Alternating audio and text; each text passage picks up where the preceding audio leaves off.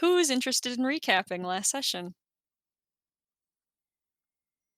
Uh, I think I will, because I feel Okay. like the closest to death, and I need that inspiration. Hoo boy. Uh, so, geez, time is funny. I believe we started in the middle of killing the avatar weird giant beholder thing, uh, in a deep, dank cave somewhere. And we did that. Yay, guys! Congrats to us. And then it popped us back out near the well chamber with next to Rolf, and he didn't have his powers anymore, and like the things that protected the Clawed Hood, those sort of defenses fell, and yeah, so his tribe was mad at him, so he left with us, and uh, we couldn't stay in the forest because obviously it's not safe. So we were going to go back to town, and we happened to meet a few friends of ours on the way back, uh, namely Zentarum assassins that kicked my shit in personally, then got absolutely annihilated by uh, Kaiju Oryx and the rest of the party that can actually do damage. Sick Uh, plants and a spiritual meat grinder. exactly. Oh my god. Spiritual Guardians put in so much work. Uh, Oh, let's not discount the forest coming alive. No, Because Razik did the that's really druid. what pulled the weight, gonna be honest. yeah, the Was doing a forest lot. coming alive. That whole druid bullshit was very fantastic. Um, I and then what's his name? Forgive me for not remembering his name for like the 12th time, but the drow gentleman that runs Helwyn? the Helwyn, there we go. He came to help us and was like, "Oh yeah, hey, by the way, you guys murdered a dude?" And we were like, "No, it was self-defense. Like the guy was trying to kill me, so like it was all cool." And he's like, "Yeah, okay, okay, but everyone in town's probably gonna like really not be okay with that, so you can't come Yeah, no, back." you guys killed someone. It's cool, it was self-defense. No, that man is still dead. A known Nah, figure it in the wasn't community. cool. You killed someone. That wasn't great. He did Uh, it first. I did the thing, and I don't know. I don't feel great about it. Yeah, I'm still gonna need someone to explain this to me. Right. So we decided in that moment to teleport somewhere, and Lily, instead of going to, or rather Faye, instead of teleporting us to the terrible realm of despair and horridness that we went to the first time, teleport us to Elysium. What's basically the polar opposite. Uh, Not really polar opposite. The Feywild is technically the polar opposite of the Shadowfell, but that's like technicality. Anyways, it's fantastic in Elysium. They're big, big animals, and uh, waterfalls turn into fucking diamonds when you touch them. And most of us were not happy with staying here. And by most of us, I mean basically everyone except for Cody, me, and Doug. I was Yeah, ambivalent. That's true. okay. Neutral. Yeah, see, That's pretty generous in this particular circumstance. yeah, Potamus was incredibly stoked. I was dying, and this place looked pretty nice to either die in or take a fucking nap. Both Oryx and Valor were pretty ambivalent, and Phala and Razik did not want to be there. Yeah.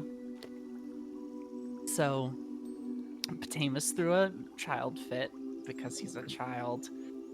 And I was like, hey, yeah, whatever. I'm just gonna follow him. If I'm gonna, like, survive in here, I might as well, right?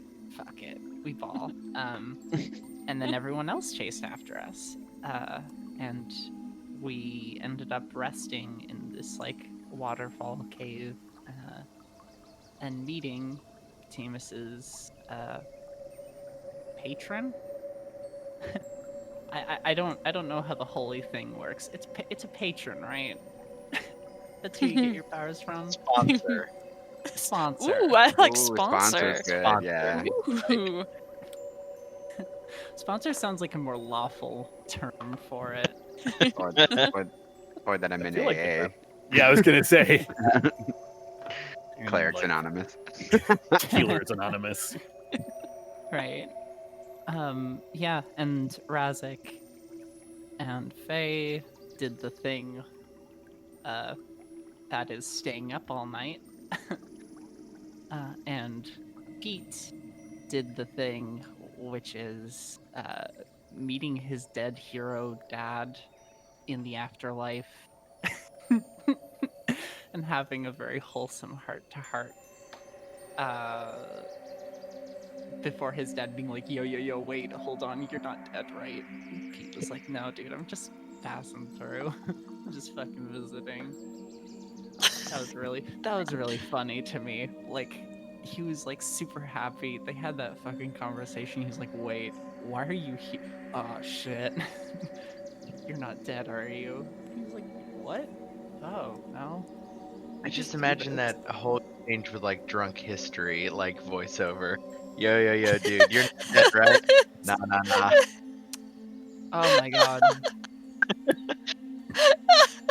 At the end of this, we need to all get together and fucking just get super smashed and fucking do a whole campaign recap, drunk history style, recorded for Craig. I'd love that, and it would be a fucking shit show because of how Oh, much it you guys don't definitely would. remember about anything. I honestly thought she was gonna say a team building exercise, and I got really excited. I feel like it would be a lot of rambling about stuff that ultimately didn't matter while we gloss over Yes. very important details we Like, all read a missed. kick-ass My favorite part is I will absolutely be sober and sitting there screaming. Yeah. Well, I think that summed it up. We ended after that interaction, correct? We rested, etc., got our resources back, and then it is whatever constitutes morning in Elysium. Yes, all right. So, what constitutes morning in Elysium? Those who have stayed awake all night are going to, without the ability to make a con save, take 1 level of exhaustion. Ooh, nights are long here, huh? Well, it's more like you guys had your shit kicked in. One of you died, and then have elected to stay awake anyway. So, okay. All right. So, I'm gonna start this session with an in-character check-in.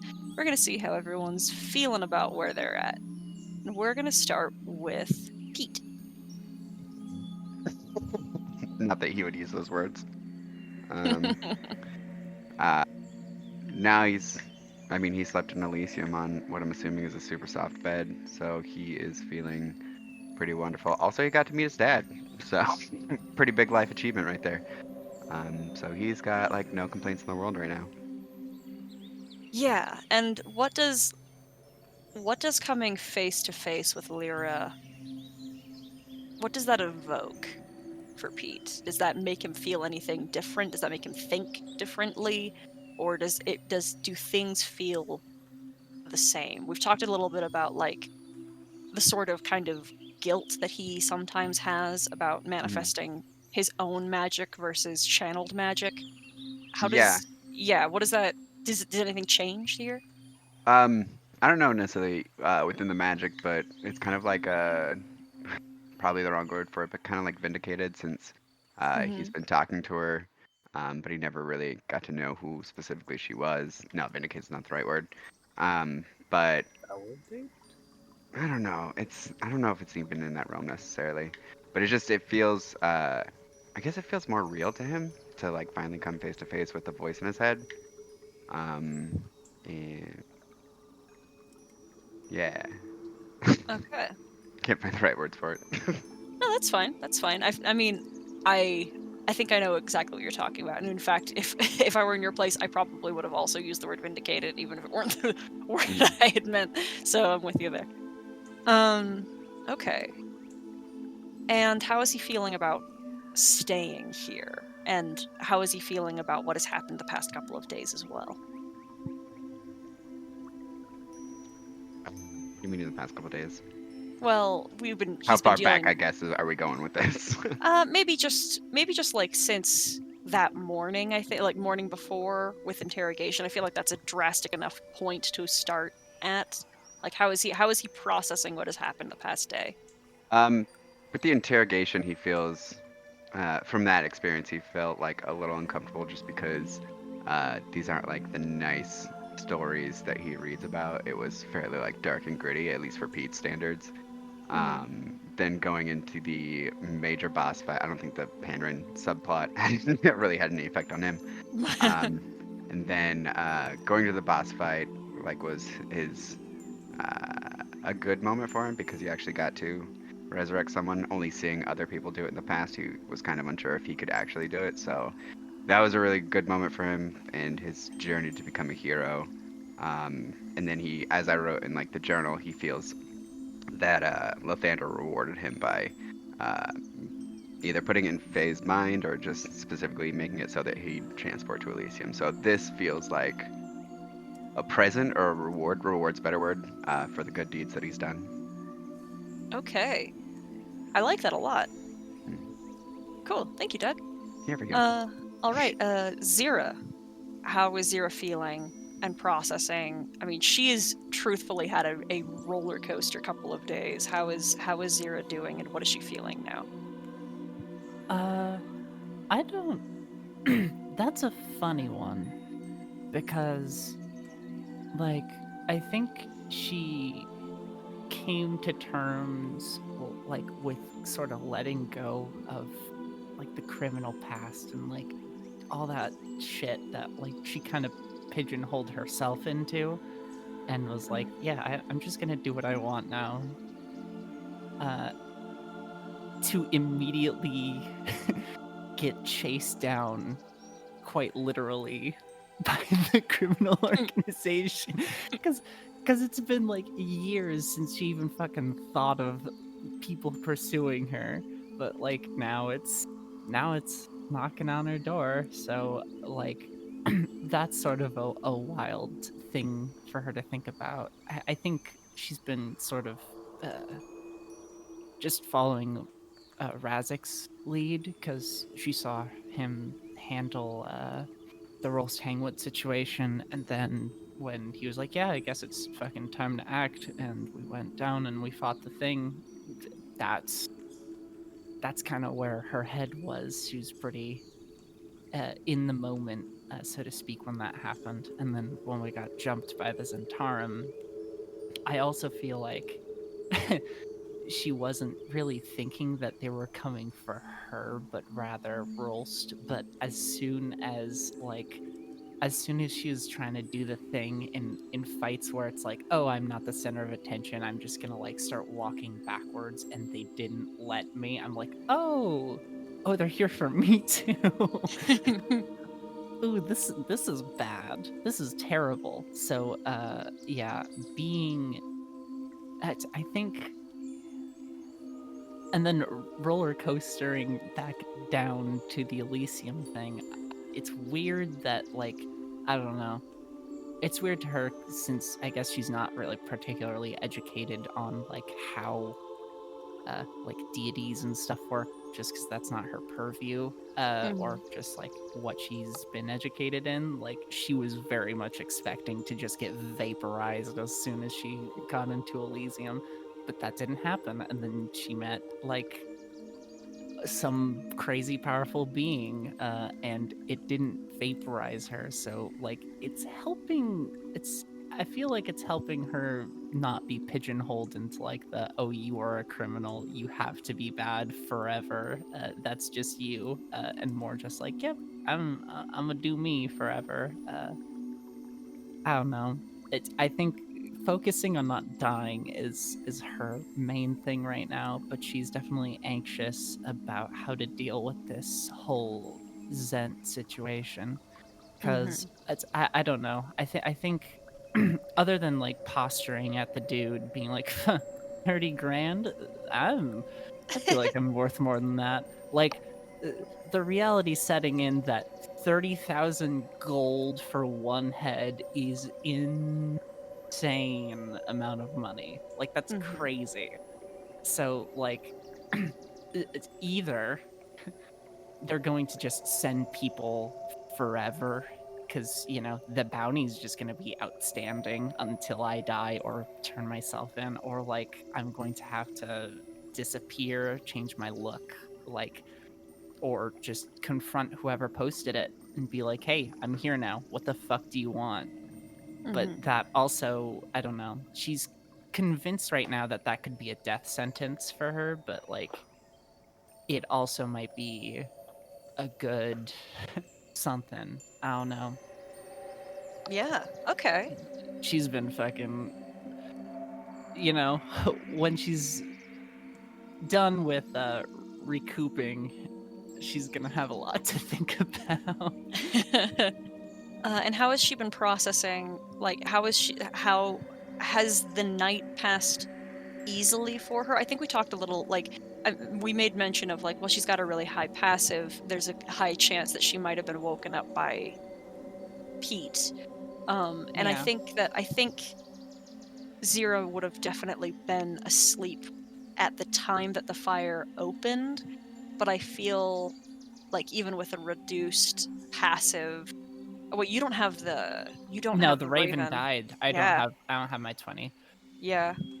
But yeah. I mean, whether or not she noticed, I think she would like listen into her like first few words and be like, okay, Pete's having his time. I'm gonna like let him have his time. Yeah, I don't think she's quite concerned because she did see, or rather, to try to avert her eyes the first time that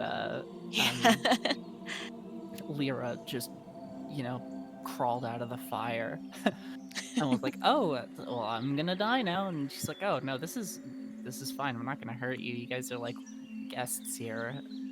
And I'm like, oh okay, cool, this is fantastic, wow, thank you, appreciate it. So All right, yeah, so I don't know.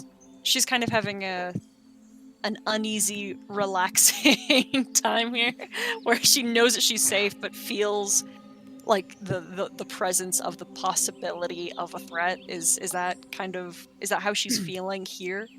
I feel like that's what she was feeling like going into it, but now that she sees like how Pete's doing and how comfortable he is, and like also just being on the edge of death for the majority of the day and just being tired, it's like I don't think she cares that much.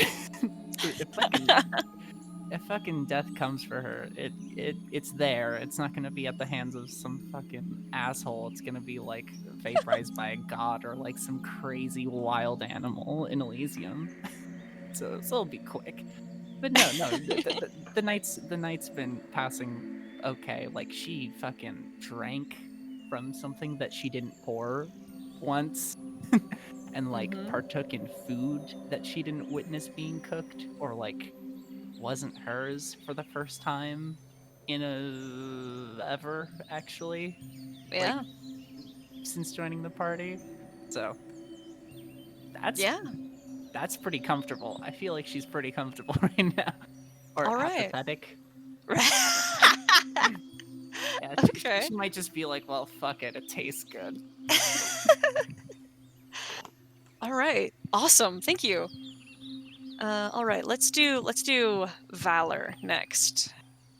Yeah. Okay. First question: how Mhm. much of the Valor did get a long rest, so like how much of the cosmetic damage is repaired? The -1 to AC is not repaired. That So is it would essentially, become I'm like pockmarked in places.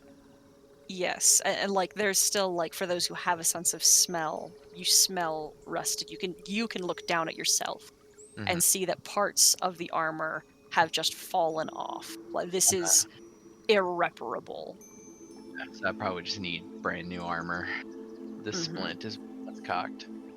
Mhm. Is any of the core or the like ironwood frame damaged still? Uh, you didn't have any. Did you have any stat decreases? I don't think you did. No. Then no. It has managed the blue like bio what is it? The bioarcana has mended itself in the interior. Okay. So Yeah. yeah. So you get So full rest, you go back to like you have your max HP and everything. Internally, Valor knows that they are healthy. yeah, the clack Externally, they know stopped because I yes, feel like yes. yeah, when I was deeply damaged and was having cosmetic like external damage and stuff, I feel like there's just a lot of alarm bells in Valor's head saying like sustained damage, sustained repair. Right. Yes. I guess as far as emotionally, I think Valor is doing better, but relative to what, they're noting slightly more, I suppose. Okay. It's a little bit more engaged. I think a lot of their time is spent like, and what the other characters like don't or couldn't see is that like the outward facing part of Valor is the like autonomic, doesn't require much thought or much effort. It's like the defense mechanism for the rest to like sit inside and curl up in a ball and think about stuff. And mostly recently it's just been replaying like essentially going back and looking at as many of the memories as we now have recollection of, and essentially unfiltering them with the knowledge that I learned, Yeah, turning off the red light the best you can. and examining. It's a lot of realizing that like core perceptions of reality are completely fundamentally flawed, and like as Valor is walking around talking and doing stuff externally, there is a lot of internal like poring over memories, and like even up to present, checking in the past like couple weeks that I've known these people, how many times has my perception been altered in a way that I didn't understand. It's a Mhm. very, in addition to the trauma of knowing what Valor did to the prime imperative and not having that anymore, knowing that you're supposed to be designed to protect things and you don't even know if you can necessarily do that because you don't know if you can trust anything that you see. It's a lot for Valor to handle. Yeah, absolutely. Have they processed any sort of obviously their job is to determine and then eliminate threat, and this altered perception and reality is challenging for them. Has this analysis ever fully engaged within the past, say, day? Because I've noticed a lot of Valor um, if asking if they should be performing to their capacity. Yeah, I think it started to occur to them, especially during the interrogation. Like, instead of just autonomic, Valor was still asking instead of just doing the thing. Valor was asking for clarification because Valor wasn't sure if, like, there's no way to know if Valor's perceptions are correct without an external reference. And that was during the, like, early times of I think that was like right around the start of when Valor really started to examine a lot of the past memories and like file through them. Because prior to that, I think it was mostly focused on the trauma. Mm-hmm. Okay. And how does Valor feel here?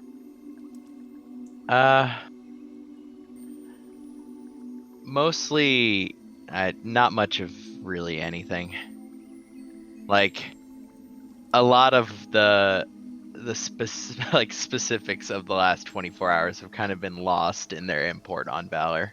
Other than that, Valor was heavily damaged, and here doesn't appear to be brimming with things that require killing. So it is nice to rest and to actually have a moment to, observe everything passively, but have more designated time to sit and sift through things without having to like divide attention between outside and inside. Gotcha. All right. It's Interesting. trying to describe a robot. Like I get it, but only barely. I mean, I think you're doing a really good job, and I feel like Valor is a robot, but they're still their own person. We've determined this. So I think processing emotions and thoughts, even through this lens, like there's still value to it. And I think I think you did a very good job just now, performing Yeah. that. Yeah. Good. I'm glad it wasn't a completely incoherent jumbling mess. No, not at all. Not at all. All right. Faye. How has Faye been doing? Fuck, dude. She did die. Like, not that long ago. For a second. Which was not cool. I don't know. I feel like Faye's first and foremost concern right now is Rasik's comfort. And she is trying to be there for him without being too forward or like suffocating about it. So, in what has to be very long periods of silence over the course of the night, she is spending time in quiet contemplation of the beauty of this place. I have to say that I think at the beginning, coming into Elysium, she was probably extremely shaken, although trying to stay grounded. And I think by the time, I think she centers herself here, which I have to imagine is extremely easy to do when you're in this environment. And comes to terms with the fact that she died and the fact that she can't always be there for people because they don't always want her to be. She can't fix everything. Okay. Just being mellow. Being mellow, trying to be supportive. All right. And you answered most of the questions I was going to ask anyway, so.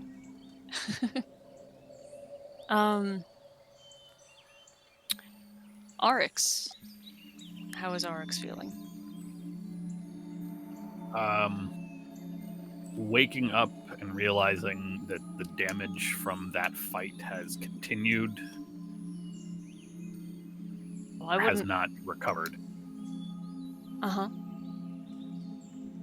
is a little shaking, especially here in what is supposed to be a realm of the powers of good gods and,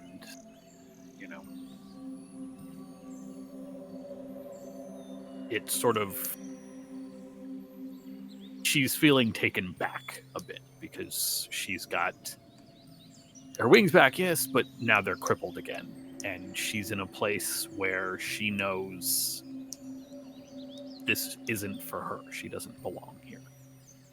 This is not where she will go, and she knows that. So, waking up, she's a little withdrawn. Not withdrawn, but just kind of down. I can't even think of the word I'm trying to use.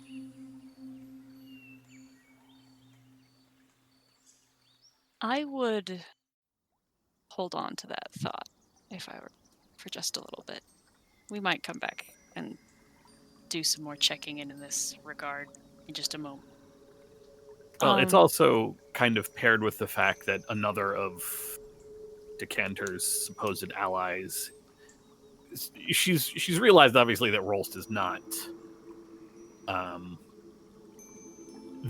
he's not along the same lines as like the Beast Lord or the hag that we dealt with, or Coralax, or even the Duke of Daggerford.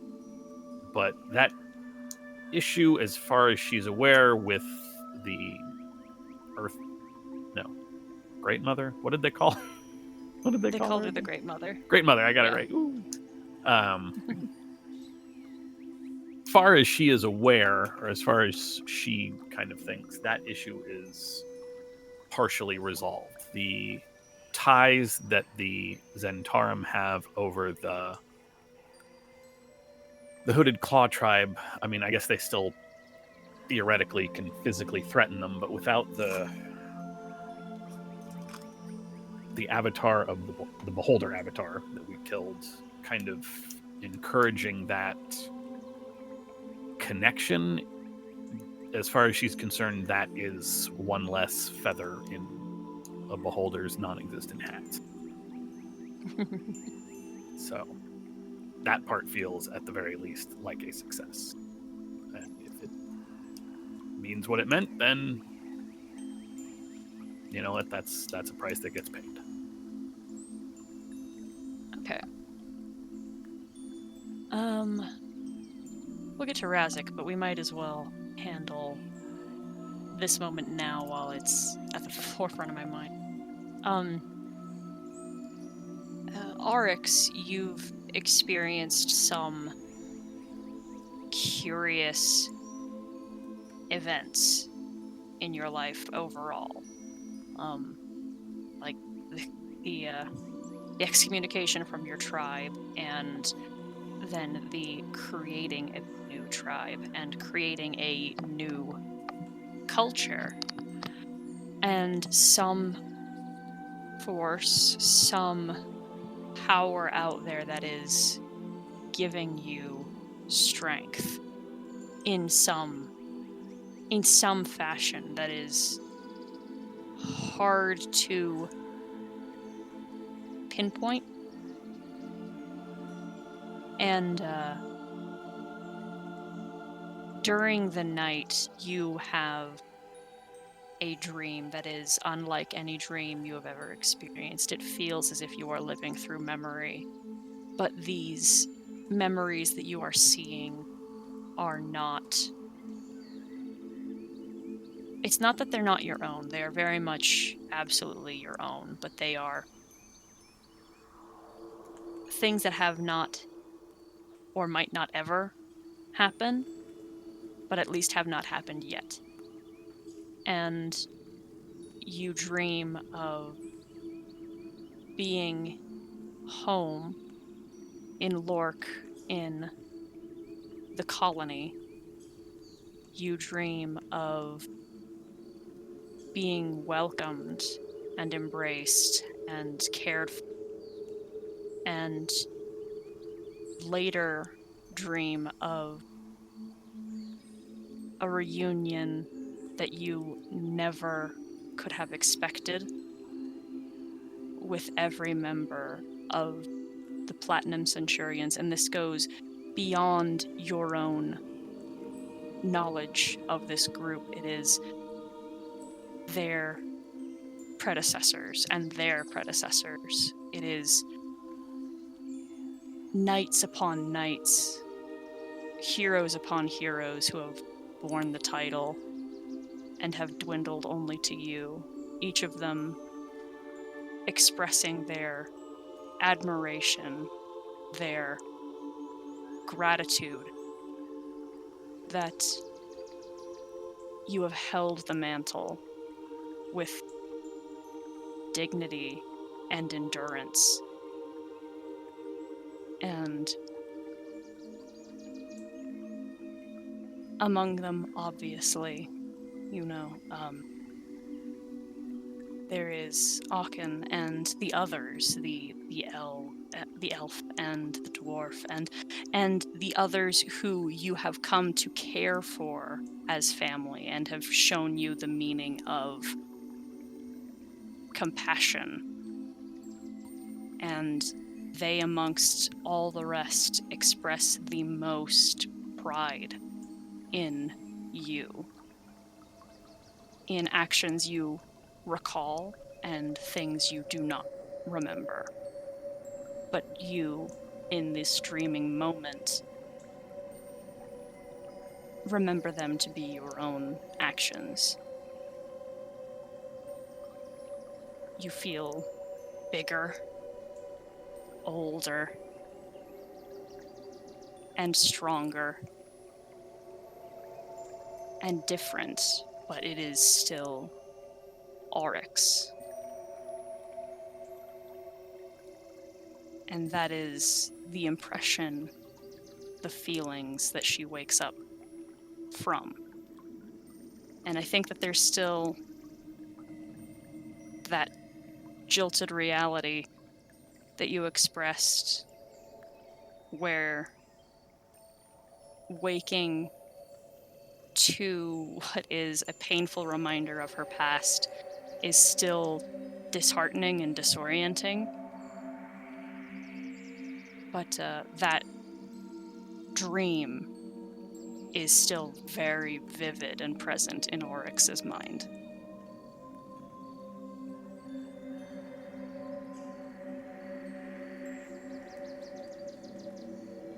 Razik.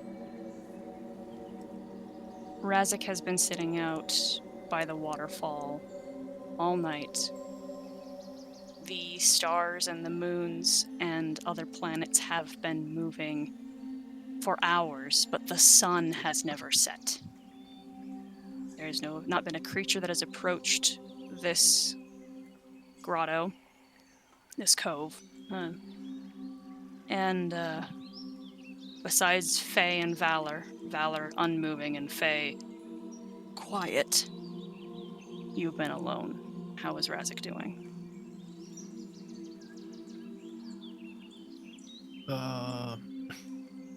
Razik's not super happy. He's confused about what happened with the Clawed Hood. He thought that and thinks that Rost is a good leader and has the best interest of his tribe at heart. And upon disposing of whatever that thing was in the well, Razik thought things would be peaches and cream, but clearly that was not the case. And Rost and we were attacked by members of the Clawed Hood almost, immediately upon leaving. And then the Zentarum showed up to try and kill Zira again after we already killed that dude, so I'm not real sure either that we have effectively ended, the Clawed Hood's involvement in Decanter's plan, or if we've done anything but make it worse with the Zentarum. To add to that confusion, he's not real sure why, at least in his mind, Pete and Faye and Zira sort of lied to him about where we were going when we plane shifted. And now that we're here and he knows that this is the, homeworld of some god or gods that Pete is close to, he's just cranky for the reason that he's always cranky when gods are involved. He knows they're super powerful and knows that he doesn't understand them. And because he can't understand them, he doesn't know how to act and perceives them as a threat, a lot in the same way that when he was a kid and he's, sort of wandering around on the edge of civilized society, he didn't really know or understand humanoids, and so perceived them all as threats because he just didn't know what was expected or anything. And so it pushes all those sorts of buttons. And so all he wants to do, he understands that we're here because this is where the crew thinks we're safest, and that's fine. He's just not going to be, he's going to accept it, but he's not going to be happy until he can get the hell out of here and stop looking over his shoulder. Okay. So those who have slept, half of you, eventually wake to... I would say that maybe this long rest maybe stretches based on what... based on what you have all endured. Probably a little bit longer than 8 hours. It's impossible to tell how long, but Maybe by like a week. well, I mean, the inadvertent comfort that some people are taking here means that they are going to be sleeping deeper and more fully than they probably have in some time. So, however long that is, eventually Pete, Zira, and Oryx all wake, and you are all welcome to proceed how you'd like. I don't know what you guys want to do tonight, and I'm excited to see what you've all been thinking, what you'd like to do. Well, first, I am going to, I guess, metaphorically reach for my glasses when I wake up and try and call that raven friend to me. The raven does not come here. Oh, is that? Oh boy. Ah, that's a bummer. Shit. Yeah, I guess out of all the planes to not come, this is the one. Yeah. Yeah, I feel like that'd raise a lot of red flags. Be like, oh, I see. This is weird and shouldn't be here. Well, I'll get it back when I get back to the material, I guess. I'm not even gonna attempt to resummon Crete, not only because I don't have the materials, but because I feel like we've been here before.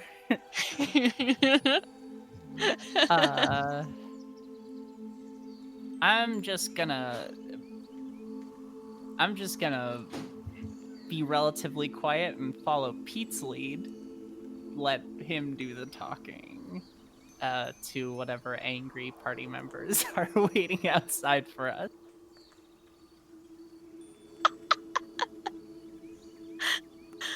Okay. Oryx and Pete, yeah.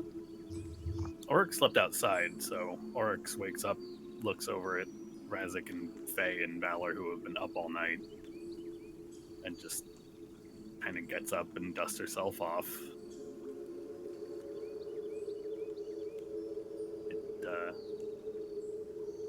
Did the sun ever move? No. That I could see.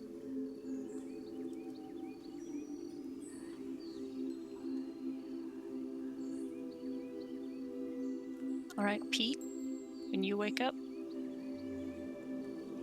He gets up and I've never fully explained this before, but he makes his bed. And every time he wakes up, he's always done it like very dutifully and puts it away in a very particular manner. So as he makes this bed that he was been laying on, he does it also in a very particular manner. And then we'll turn to Zero and be like, "Good morning. Morning. How do you feel?" I mean, not dead. A lot better. Well rested. You? I feel like I've had the best sleep of my life. Yeah, no, this was pretty close. Huh? Breakfast? I look around. Is the stuff still around? Like all the food shit? It appears to be refreshed, yeah. You know, why not? Probably I'll just... take. We should probably take some out for the other guys. I know for sure Razak won't come into the cave. I doubt the others will come in to eat while he's out there, if they refuse to sleep.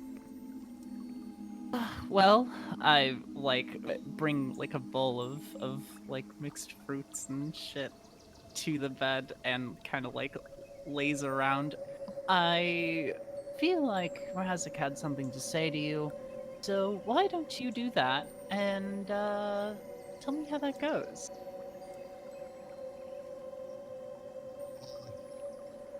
Were you planning on following me, or did you want to sit in here and eat by yourself? Oh, I'm still exhausted. I have a lot of wounds to sleep off. Oh, okay. Pete is going to stuff as much food in his mouth as he can, and then throw the rest on. I'm assuming there's some sort of plate or other apparatus to carry food on. And then bring it outside. And good morning. Hello. I brought food.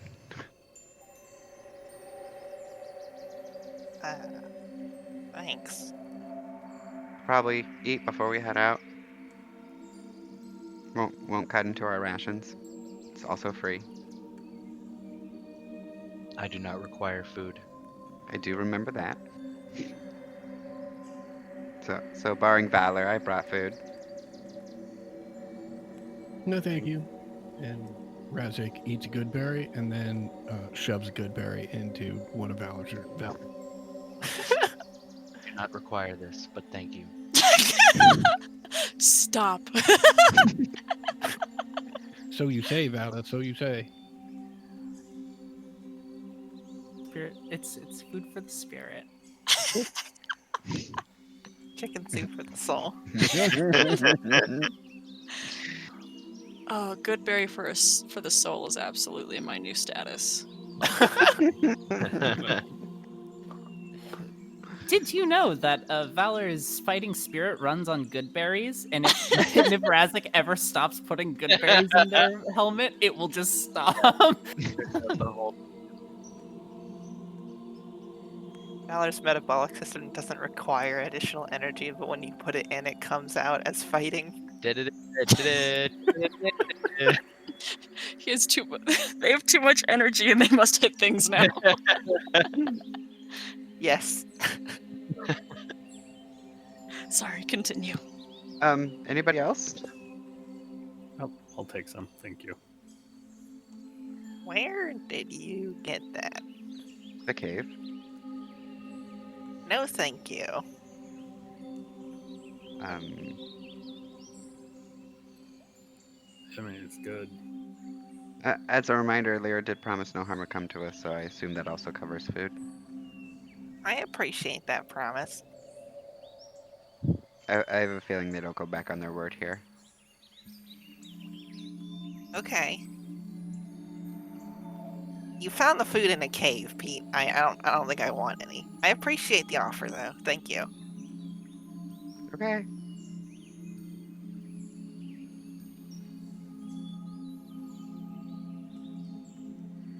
Wait, actually, give me a little bit. He'll set the food down. Faye picks it up and tastes it. Oh, you're waiting for me. What does it taste like? It's perfectly moderately pleasant. All right, I'm actually gonna I'm gonna record the alchemical properties of this food, so you can have the rest back.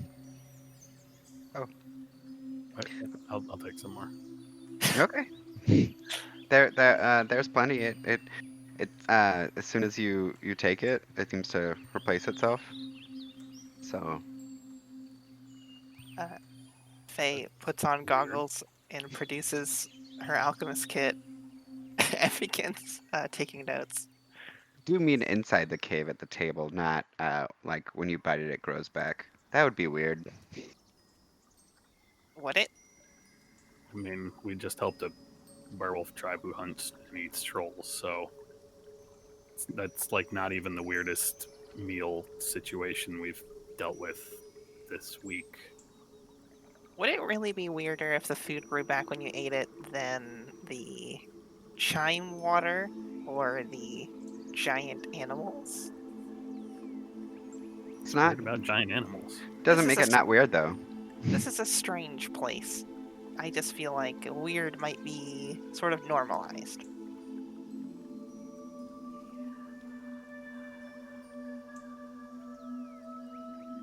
Gotta hand it to you though. This place is remarkably better than the Shadowfell, which is where I'm gonna hang my hat when I kick the bucket. That is unfortunate. Meh. I signed up for it on purpose. It That is was also in true. exchange for an imp, which I still have not received, which I've had a lot of time to think about it, and like maybe my priorities weren't in order at the time, but still, despite the agreement, feels a little bit childish. Well, I don't I'm sure we're not going to stay here much longer, so I'm just gonna gather my stuff and I guess we can head out. Yeah, it'd probably be best for Razik's health if we left as soon as possible. So if I could encourage you to encourage Zira to hurry up as well. I would For appreciate sure. that. And he'll run back inside the cave. Oh, sorry, go ahead. You get done what you need to get done? Yeah, I really did. And he's gonna head inside. Zira, they're waiting on you. Oh, how quaint. I will just put down the food that I've been snacking on and get up and follow Pete out. Faye, if you are actually determined to try to learn something of this, and if you are going to be as rushed as it would appear you would be, you can make an alchemy tools check at disadvantage. I will be getting what I can for now, and then probably just making that check later, like spending time on it. Mhm. I don't think she wants to destroy the only sample she has, with the possibility of fucking it up. Okay. Okay. So you all are getting ready to leave, yeah? Yep. Where are you headed? Haven't talked about that. So where are we headed? We should go back and check on Tate Morton. I agree. They had What they is- had to move because the mountain blew up, but we should be able to find them. Well, I have their last known location, but they were traveling at the time, so we might need to track them, which might be they a were problem. traveling south, if I remember correctly. Yeah, It yeah, shouldn't be a yeah. problem. It was through a swamp, though. Well, I guess that's kind of your whole shit, huh? All right. Well, how does everyone else feel about that? Sounds good. Never actually been. It sounds cool. Yeah, I'm fine as long as it's far from any sort of city or settlement. Should be. Mm-hmm. What is our plan for repairing damage? Repairing your bodily damage? Yes. Well, I could do that. Like, when we get there. Oxidization. Yeah, I could. There are some pretty strong people there that can probably help us. They should be willing to trade. Smith them and Yeah, they should be willing to trade materials that we would need to repair your armor for some labor or whatever else they might need doing.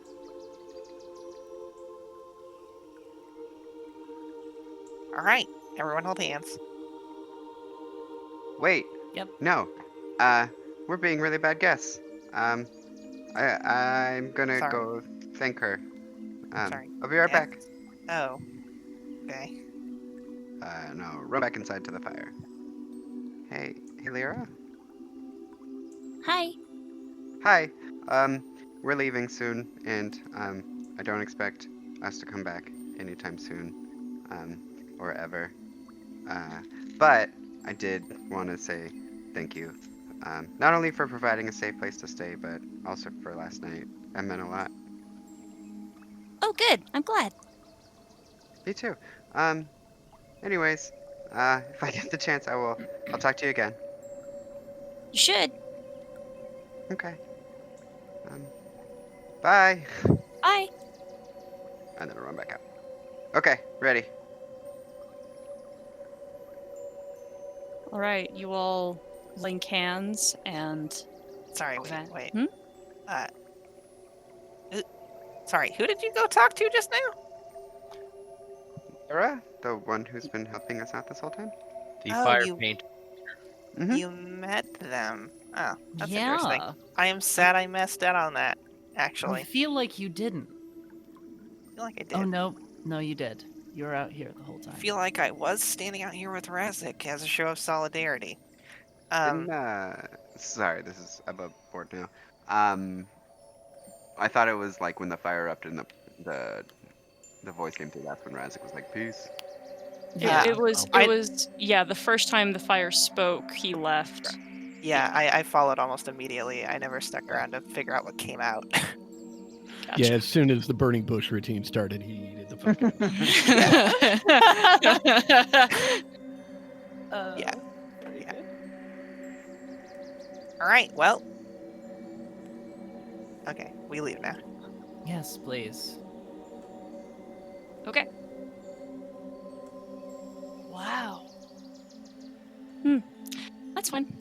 Okay, you all teleport, vanish from Elysium, and arrive back on the material plane where the density of the air, the soft increase in gravity, and the low saturation of color is startling for a second until your bodies become reacclimated almost instantly. And you are in that open field between the Grey Peaks and the Weathercott Woods, and emptiness. There is nothing here. There is ground that has been tilled and pulled, but it has been some time since it has been tended, so there is already growth beginning to recover this land. There are no animals in this field. It is barren as far as you can see. Did you get the address right, Faye? We literally said, almost explicitly, before we left, that there would probably be no one here and we'll have to track them. Oh, hold on. I actually need that intelligence check from you, Faye.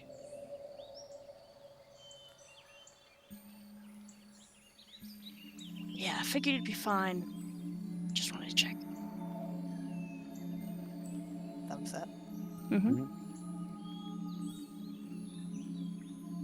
That would be great after a hurry to get out of there. Boom, you're in the Shadowfell. Congratulations. Boom, you're in the elemental plane of fire. You're all dead. Good job. The city of brass.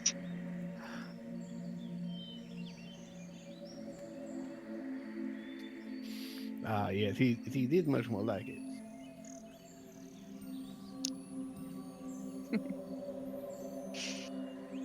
Yeah. I will look towards the Grey Peaks. I realize they're distant, but I think somebody said something about them blowing up at one point. The road to the Dawn Pass Trail is still very obvious. You are not far from it. And the canyon that it cut through is wider now. Remarkably wider. that look weird to anyone else? It looks like someone was doing terraforming on my property, which I'm not super psyched about. Isn't Lork on the other side of that? Yes?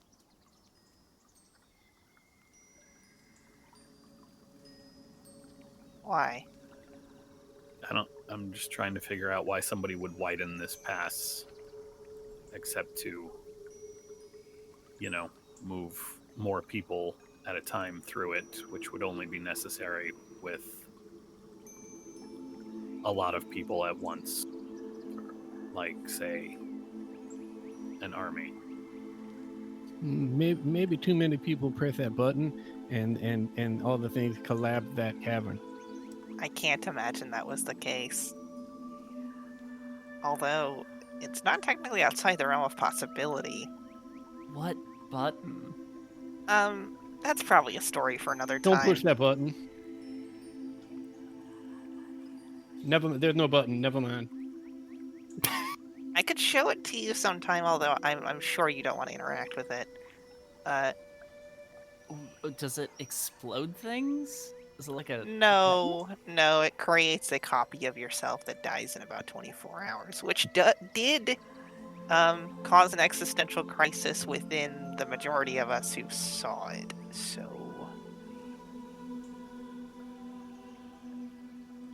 None of you just, like, had it do something, like a task? sorry, none of you. Do you know me? No, fucking my clone was dead first, and then the second clone was chill as hell. So, I'm sorry, we got distracted. We need to find the Tate folks. We should check in on them. I think they're that way. And Razik starts leading south. Yeah. Yeah, wherever the 19 takes me. The 19. Go ahead. I was just gonna pull my raven back to me. I was just gonna say actually that the without recall, the raven alights on your shoulder. It's just like waiting for me when we teleport back. It's just like, oh, hi, there you are, and just like flutters to my shoulder. Gosh, that's terrifying. Like a scene in a movie with an evil villain when you're just walking and you don't beckon the raven at all. It just alights on your shoulder Yeah. from the fucking sky. That's foreboding. Yeah, it's terrifying. Well, not I got my my fault. glasses on now. Someone wanted to make a pact with the Raven Queen. That's not my fault. Okay. Razik begins taking you all southward with some confidence. There are things that Razik you have been trained to look for that keep you on the right track. See, look at that right there. You're tired. I mean, you're exhausted, but these marks are enough to keep you on the path, even on the occasion that you find yourself a little lost, a little backtrack takes you exactly where you need to be. This is going to take days. So how are you guys going to be traveling?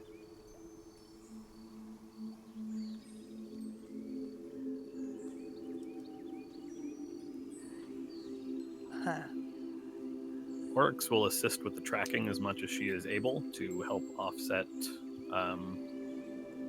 Razik's fatigue and exhaustion. Where possible, she will, as kind of is her MO now, she will fly. Not very high, just barely off the ground. Mm-hmm. I think there's a little bit of pain that comes with doing so, but not an enormous amount. Just a minute amount of discomfort that comes with having had your bones rearranged just a little bit. They're still yeah, functional. I figured. Yeah. Yeah. Yeah. She's just gonna push through it because.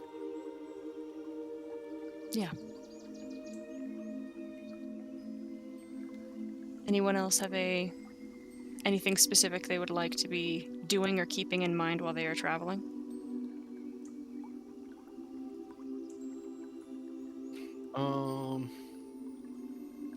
Razik will be casting. What will he be casting? He'll be casting Goodberry once a day and handing out a Goodberry to everybody. I mean, if we're going to try and fast forward this, I don't know how you want to play it, but at some point after he gets arrested, he's going to cast Animal Messenger and send a bird south to Agnes. He'll describe Agnes and just say, we're north of you, heading south. If you could send someone or something to give us more exact directions, that would be helpful. Okay. And eventually, maybe I think 2 days into this, a frog returns to you and tells you that they are on their way. Fuck yes. And Ribbit, motherfucker. After the first time we take a rest, I will pull out a big box from my heaver sack, which I activate a couple dials and shit on top of, and it begins whirring, and Eva's body is going to be reconstructed as I fuck with the dials. okay. 3D print a new Eva. It's a bigger version of my matter reclamator. It's the same Eva. I hold up the thumbs up. I have some troubling news. It is that the two that have not rested in Elysium, after that first night of rest, you take a full rest, but that exhaustion level does not go away. Kick ass. Sweet. And it holds through this ordeal. Anything else that Razik or well, I guess Razik as well, but Zira and Pete and Valor would like to make mention that they're doing? I'll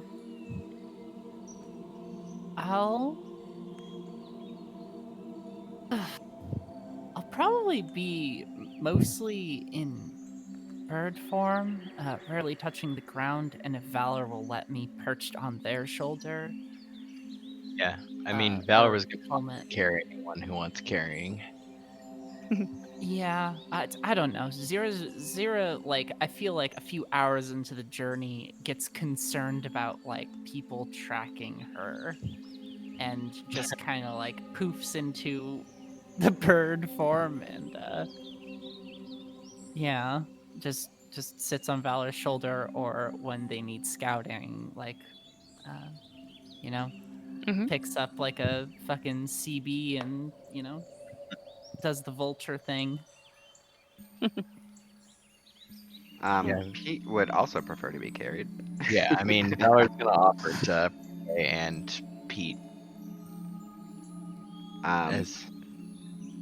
But also on that second day back, I don't want to say mechanically, but is there a way to tell for Pete that the group's ability scores have been diminished or decreased?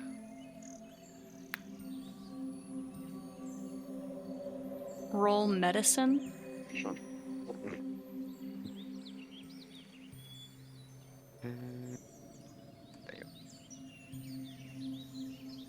Hey.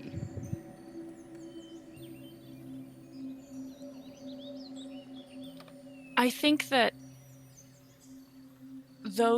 yes, I think that there is, for Razik and Oryx, they both look different They both look like not enormously, but you can see like there's a little bit more of an asymmetrical shape to them. And they move a little bit more awkwardly than they used to, as if there is something that is kind of preventing them from moving fluidly. It is almost unnoticeable, but you notice you notice this with those two. Yeah, in that case, the second day, since I can switch up my spells on that day, I would, starting with Oryx, attempt to cast Greater Restoration to see if that fixes anything. Nope. Do you have the diamonds for this? Oh shoot, I was gonna ask. Ha! Thank you for saying that. I was gonna ask either Brazic or the group. Who's in charge of holding all our stuff? We don't have a horse person. Wrong game. Wrong game, Doug. Yeah. Who's got all our stuff? Define all of our stuff. I'm sorry. Who's I got? Do we have a my bag of stuff. holding, right? No. We don't. Yes. Wrong game again. Wait, do. wait. We do. Sorry, you're right. Yeah, you're right. Razik Razik bought one. Razik bought Okay. one. Then I would like to talk to Razik and ask, do you happen to have a diamond? Well, I don't. Hold on one second. And he ruffles through the bag a little bit, and he pulls out a giant sack. This it's not a diamond per se, but it's a lot of dust. It's a lot of diamond dust. What do you need this for? I was going to attempt to fix what's wrong with Oryx. Oh yeah, I think this should work for that, and it's 3,300 gold of diamond dust. Jesus. Fuck. What? All right. Well, I will be taking 100 of that currently. Thank you. I don't know if this will actually work, so if it doesn't, I'm sorry about this first one. That's okay. That's what it's here for. Oryx? Hmm. Can I try something that I've never done before?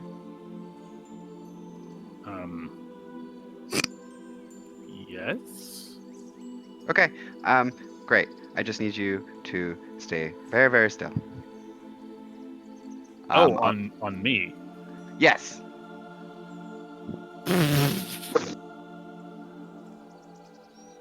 I guess. Okay, great. As I said, stay very, very still. This could, if it goes wrong, could cause some serious problems. All right, here we go. Okay, wait, what are you doing? And I would, before answering, like to cast that spell. Jesus. Oh, I'm sorry. Did he go to med school and take the Hippocratic Oath? No, he did not. I mean, Nor did you. sure. That's what I'm saying. Pete didn't do that.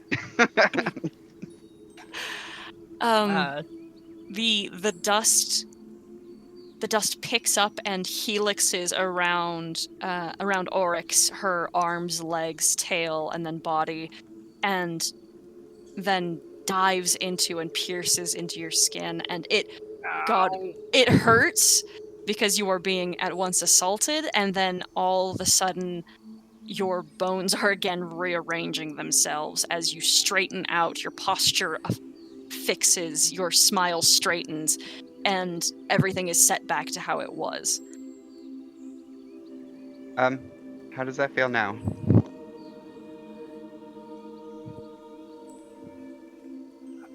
Ow.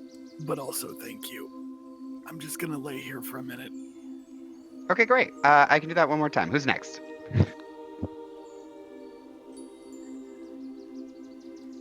And you said I saw it on Razik, right? Yeah. I'm gonna look directly at him. Oh, hello. Hi. Did you want some healing? It's really not necessary. I didn't lose much that I couldn't stand losing anyway. Okay. But if you need to practice, have at it. Okay. And he will take more diamond dust and go with it again. There is that similar tremendous moment of horrible discomfort as your body repairs itself instantaneously. Ow. If anybody else cares, I can probably push one more time.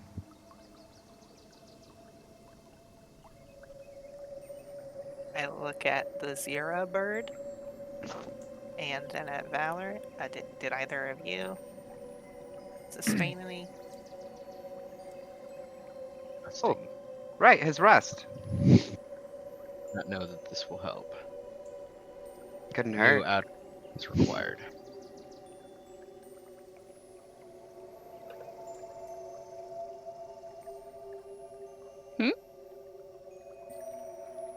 Yeah, Valor. I guess at that, Valor will just look at Pete. He will reach his hand back into the bag of holding and take another 100 out. And then I will be converting sorcery points to make a 5th level spell. All right. And cast it one more again. All right, one more again. The diamonds perform and vanish, but there is nothing that is done. There is no repair made. Oh. I'll look at Jeez. Razak. Sorry. That didn't seem to work very well. We'll have to try and figure something else out. Valor. Sorry about that, Valor. I hope it didn't hurt. Did not hurt. Oh, good. Yeah, no, I'm fine. That seems pretty terrible. As well. Worth it. Totally worth it. Okay, I mean- well, I don't think I should push myself anymore today. Faye, do you need a hand? A hand? What? How do you mean? I mean, like what Pete was doing for everyone? Probably, but I can withstand the damage I've taken probably until I die. So there's no hurry. Well, it seems like we're all taking a moment now, so no time like the present if you're ready. Absolutely. Oh. And I'll cast 2 of those. Okay.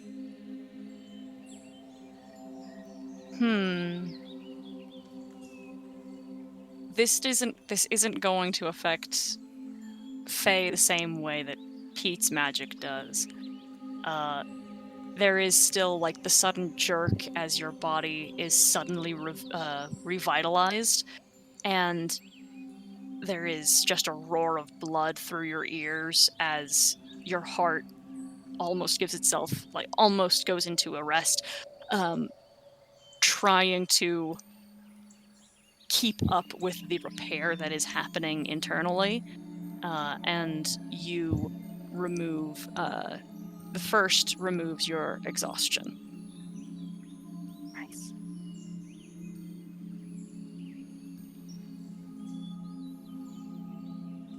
And then the second returns your constitution.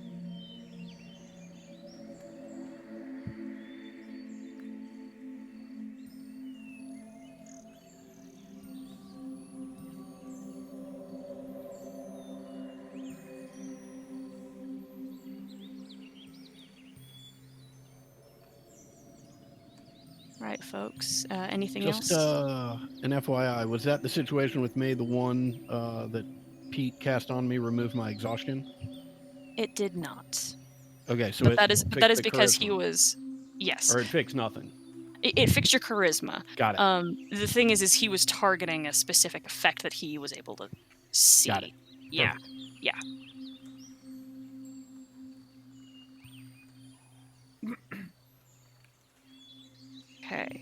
Is that it for? If we're taking a moment, I think Razik would take this opportunity to put a hand on Pete's shoulder and just say, Pete, you got time for a quick word? Yeah, definitely. So, Pete, you see, when before we left for that place where you got to meet your god and your dad and whatnot, I had sort of asked where we were going, and I got the distinct impression that you intentionally didn't tell me where we were going. Uh, um, I guess I was just uh, I was just trying to go there personally. Um, I don't think I intentionally tricked you. Um, and if I withheld information, it wasn't specifically so that you would agree. Um, I think most of my interactions was with Faye and trying to convince her to let us go. Yeah, well, Pete, you see, since you've joined up with us, I think I have been one of the few, perhaps just Oryx and myself, that has treated you like an adult. And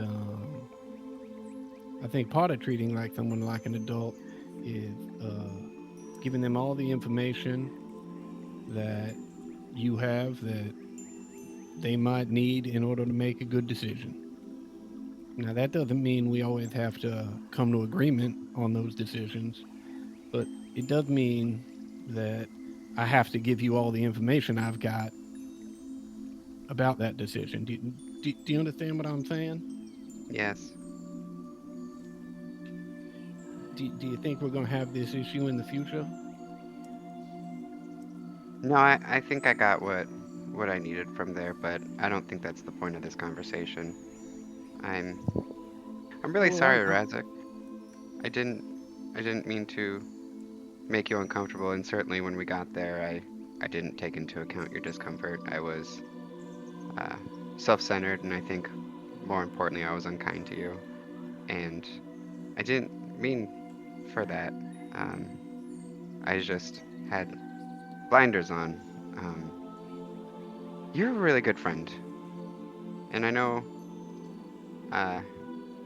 you suffered because of me, and I really hope that I never put you in that situation again. Matter of fact, I plan to never put you in that situation again. I appreciate that.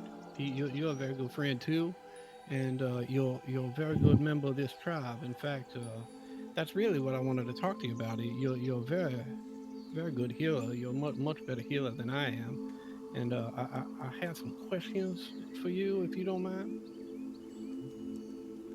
Anything I can do to help? Well, I saw when we were down in that well, and Faye died. You were able to bring her back. Hmm?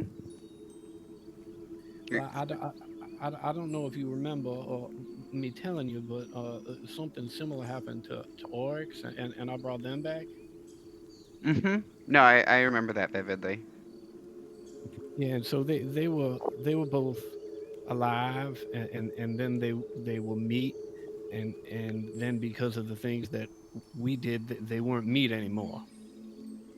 Mm-hmm. I mean, I would use different terms, but yes. Well, that's exactly what I want to ask you. What do you think happens to them in between? I mean, I think their souls go to their intended destination. When it came to Faye, I think I was able to stop her soul from going to its destination, the Shadowfell in this case, and I was able to bring her soul back to her body, which reignited life in her. At least that's how it felt. What does it feel like when you I think you called it unmeet people? Yes, well, like Oryx, that thing turned him into meat, Mm-hmm. and because the spark of life had been drained from him, and so I used some of this diamond dust to coalesce that spark of life and focus it so that I can reintroduce it into the body. But ever since that happened, I've been wondering. I understand that Oryx is alive, and then he is meat, and then he is alive again. But I just can't quite get my head around what happens to the Oryxness in between. I mean, I guess it depends on what you believe. I think if you think of it as a spark, I guess it's like a light of a candle, and it's snuffed out forever unless you specifically are able to reignite it. But that's not personally what I know. I mean, I saw my father in Elysium, and so clearly there's something that is left behind, at least in some cases.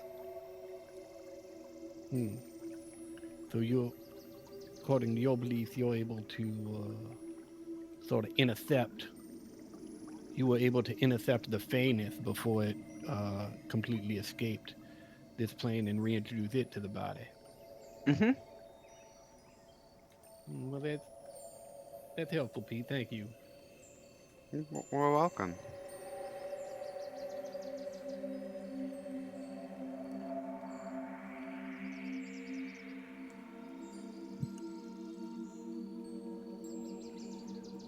Okay. Anything else you guys want to talk about while traveling? Oh, I would like God, to ask frickin' if kobolds Pete! have souls. They do. It has been a subject within this narrative for months now. Explicitly a saint How who did you talks to miss kobold this? spirits. No, it's just talking to Razak and like the spark and stuff like that. The way like I was saying it, I was like, it really sounds like I'm about to ask if kobolds have souls. And I'm like, that's not where I want to go with this. Let's go race by race and see what every kind of soul every race has. Who has a soul and which one is best? Do gnomes have littler souls? What? I'm finally not the one who said some shit. Yeah, you're Okay. finally not the one. At Drop least I my didn't hat. assume drow are evil just because they're drow, you racist. Do gnomes Hey. have tiny souls? And then do Goliaths have very big souls? That's a more wholesome question. Thank you, Tori. I appreciate you. It's just a little tiny soul. Like a soul giblet. What? Oh God! Wow. And suddenly you regret everything you just said. Mhm. So glad Craig's here for all of this. I'm running on like 4 hours of sleep. Leave me alone. I'm just gonna eat my chicken fingers.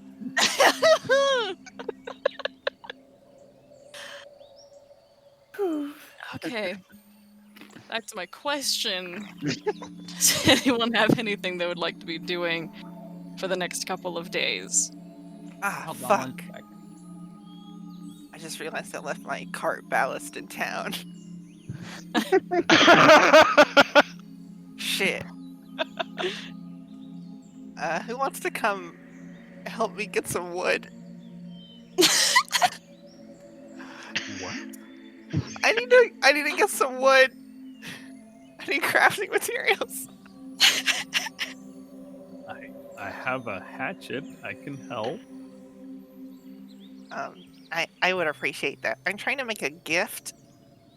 See, because what I've realized now that I've sort of chilled out and learned to be more sensitive to other people's feelings is that I've been a very callous person for the majority of my life, and I did probably hurt Tiffany pretty bad in the way that I left. Oh, you definitely did.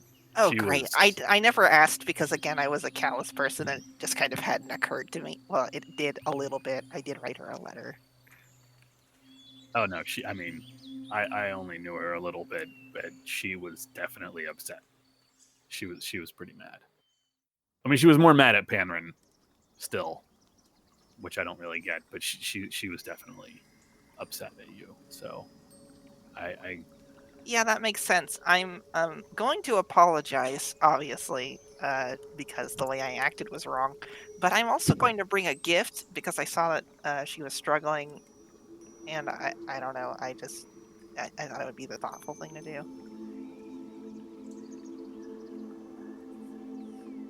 okay, yeah, I can help you with that. All I right, will assist. I appreciate that. Let's get woodcarver's tools. Check. I'm assuming you have them. Ah, fuck yeah, baby. I'm Alright. just cutting down a tree, so I don't. Yeah. Last time we used pistols. Valor will help if somebody hands them an axe, I or think I they'll just just made it. hit a tree with a maul. Last time I made these, I either made a Smith's tools check or you made me make an unskilled check, and I don't remember which one. I just I remember feel it was it's an unskilled check. I feel like it might have been. I think that we're going to have a hiccup here where I think you're still going to roll at disadvantage because you don't, even if you have like some tools, you don't have enough tools with you. Like you just don't. I can make tools with an hour. You yeah, I can do the can same. Yeah. you can make tools. Yeah. You can't make a wood shop. Oh, that's accurate. Yeah. Yeah? Okay. Yeah. Yeah. Oh, you're not I'm- just like I'm- whittling? Yeah. I'm way with you on that. I can't have a giant. If I need power tools, I can't have a big RX do it for me. We'll keep a flat check. We'll say that for because again, this Sorry. is also not a Sorry, I'm extremely tickled about thinking about making RX get big to do fucking power tool shit. this is also not a downtime activity type of activity No, you're doing. it's not. So No. yeah. All right, great, fucking fantastic. What are we working with here? What skill do you want me to throw? Would I believe what it was I allowed you to use int for smithing, and I allowed you to use it for wood carvers as well. Which is just that's great. I don't have proficiency in woodcarver, so we'll just roll intelligence. Cool. Oh, 7. Fuck yeah. Wow. If I give myself guidance, I could get a D4 on that. I would love to give you guys. I know you have it yourself. Guidance. I believe we've worked with guidance not really working in these instances because guidance It lasts only 1 lasts for a minute. minute. Oh, that's Yeah. accurate. Okay, Yeah. okay. I can give myself +5 for a 12, baby. We're in there. We in it. If you surpass a 10, it is functional and not elegant. Fuck yeah. I like that a lot as I'm your gonna- gift. Your forgiveness gift is a shitty I'm card. I'm gonna need to do a lot of explaining. I had these really nice ones, and they were monogrammed, and we got chased out of town, and I couldn't go back. Are these just like squares of wood? Just long rectangles of wood? They're I- functional. I can make you like a leather cover or something if you want. I feel like putting a let's hat. just say pretty it up a little bit. I feel like maybe, putting like a nice thing over top of it might actually make it look worse. As much as I appreciate that, It's a valid point. I mean, if you can work it out, and like I guess if you did some plush work, I mean, I could help a little bit. We might be able to like put a leather cover on the outside that fixes the shape, which is admittedly not great. And it'll also make them more resistant to water. Do you maybe want to just try again when we get there? No, Zero know, Zero okay. will come over and flutter onto the project and Just falls apart. start. Hey, what are you making? Ballast. Zero I'm- looks it over. How good I'm- does this look, DM? It's completely functional. That's it. Razik wanders over and goes, "Oh, this is a ballot. This is nice. It's completely functional." I appreciate that, Razik.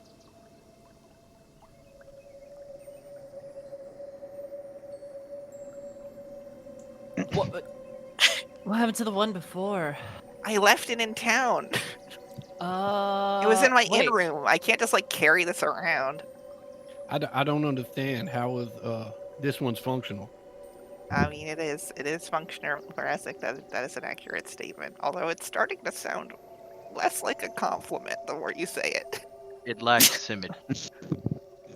I Well, mean, no, they're the point of these things, and it's to be functional, and this one is functional, so it has achieved its functionality. It is a good balance. right.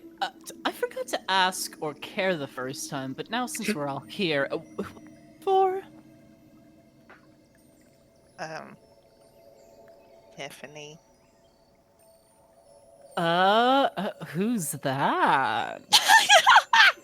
Well, you'll meet her, and she'll probably be very angry. Or At just the disappointed. present? I'm a little bit scared about what the reaction is going to be if we're being entirely honest with each other. It's gonna be bad. It's probably going to be bad. Yeah, and she it's like, doesn't like you very much. well, that's She was very mad. that's entirely valid. I was not a good person to her, which is why I want to say sorry. My goodness, I- if I was not a bird, I would be smiling. This is endlessly entertaining. Can crows smile? Crows can't smile. No, they don't have lips. Crows cannot smile. I've seen many Thanks, happy crows. Razik. None of them smile. I just like this isn't my wheelhouse, but it's something she needed. Do you think the thought will count? Probably not. Require calligraphy. No. No? Wait, I mean, Valor, if you would be so kind to Valor, absolutely no. pimp this thing out with engraving, No, no, no. I think she'd like that. It's calligraphy, not engraving. I sat through the lessons. Although I admittedly don't remember how to do it, weirdly enough. But yeah, it's just calligraphy. But no, thank you. I appreciate the offer. It lacks Well- symmetry. I know, Valor. I know. All right. I'm trying. Yet it's functional. The thought that counts. Somehow, right? I'm trying. Anyways, remind me to perch on that one, she gestures to Faye, when this all goes down and when you're about to give the gift. I want to be there. Oh, sorry. I would actually rather you don't. I mean, like, if that's entirely fine, if I could just put down like a personal boundary, I don't generally like being touched. If that's okay. Oh, I'll just hop beside you? Yeah, sure. Why not? Okay. Thank you.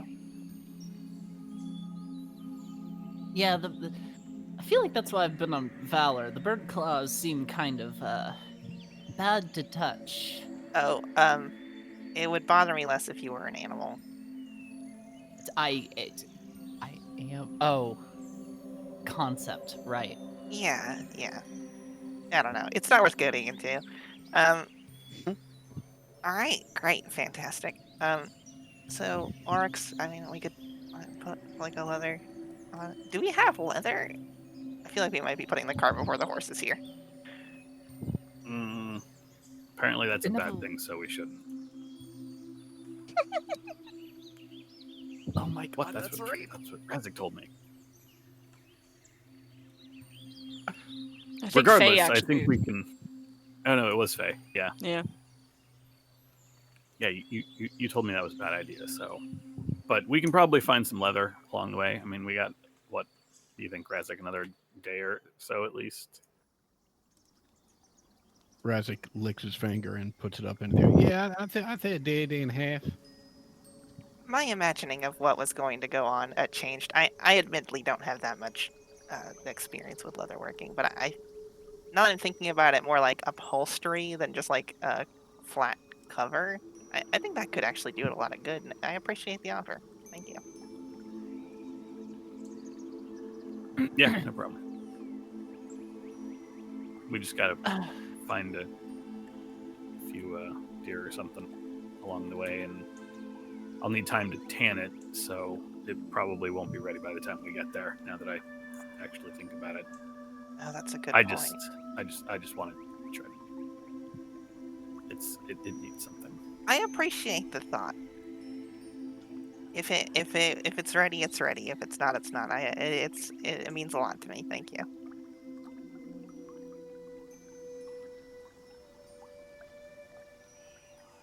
Do we have any leather in that bag of yours or anything, Razik?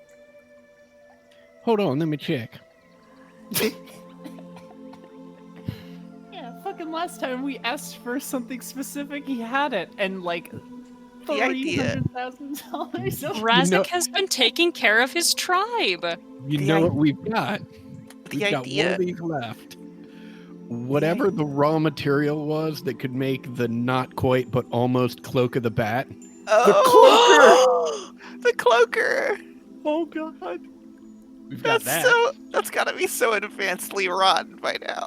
No, because fucking Razik is Tanned it. Oh, you Yeah, did it. Yeah, that's right. Right. I because remember now. Razik's a goddamn outlander lizard folk. Outlander. Yeah, that's We've got right. You that could just and like you could just- something. I don't even know where this came from or what the fuck this is, but I just have a note that says I've got a land shark arm. what? What? We killed a What? brulette. Oh, Yeah, we killed a brulette. brulette. yes. That's When? right. Yeah, we took its armor. Those are the two armor closest plates. things I got for you. Okay. In either case, I'm gonna need a vivid description of how you're draping this over this item. Like what kind of configuration you're draping this this bat cloak thing. That's not going to be enough material. We used the majority of the cloaker to I mean, make stuff, right? It's enough to at least make like a padded seat, and we can use the It doesn't. It doesn't Right, need a and seat. You don't write on What it. I was told when we originally got this stuff is that there was enough material to make 3 cloaks out of it, and we made 2 of them, and this is Yes. the last one. So So there's now we've enough got- material for a cloak. A cloak, yeah. That's approximately 2 yards. Yeah, that's not. that's not a lot. That's not. I mean, you can make like end caps for it, I guess. Which is more of what I was thinking the first time around. We were talking about this, and I was like, that won't help. It'll just make it worse. Because then it'll be like, oh, it's like the craftsmanship on the fucking caps is going to be great. And then it's just like the fucking balance. So Y'all gonna bad. put a hat on that hat? Yeah, essentially. It's not really a hat on a hat. It's more like a hat on a. It's like a hat on a shit. On a I was crappy gonna say ballista? go with toupee, like. Something else underwhelming. One of those things you look at and it's like, yeah, that certainly covers your head, but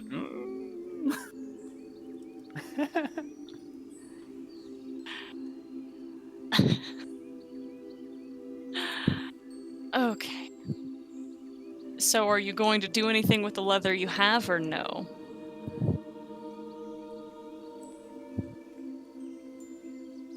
is there something reasonable I can do? I mean, How big is this thing that has been created? What even is this? So what it is it's like it's essentially like sled rails with counterbalance on them to attach to a cart so that it doesn't get stuck in the mud. You know? Like to even out the weight distribution.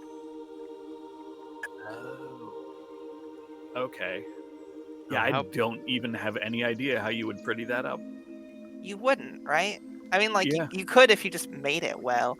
My thought was, like, you could do, like, basically like a capping upholstery and then, like, make it more waterproof, but we don't have nearly enough leather for that. You need a lot. We're talking about two, like, basically log-sized wood things.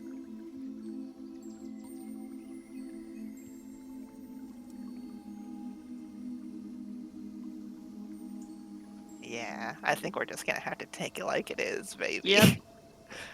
It's an honest expression. Cool.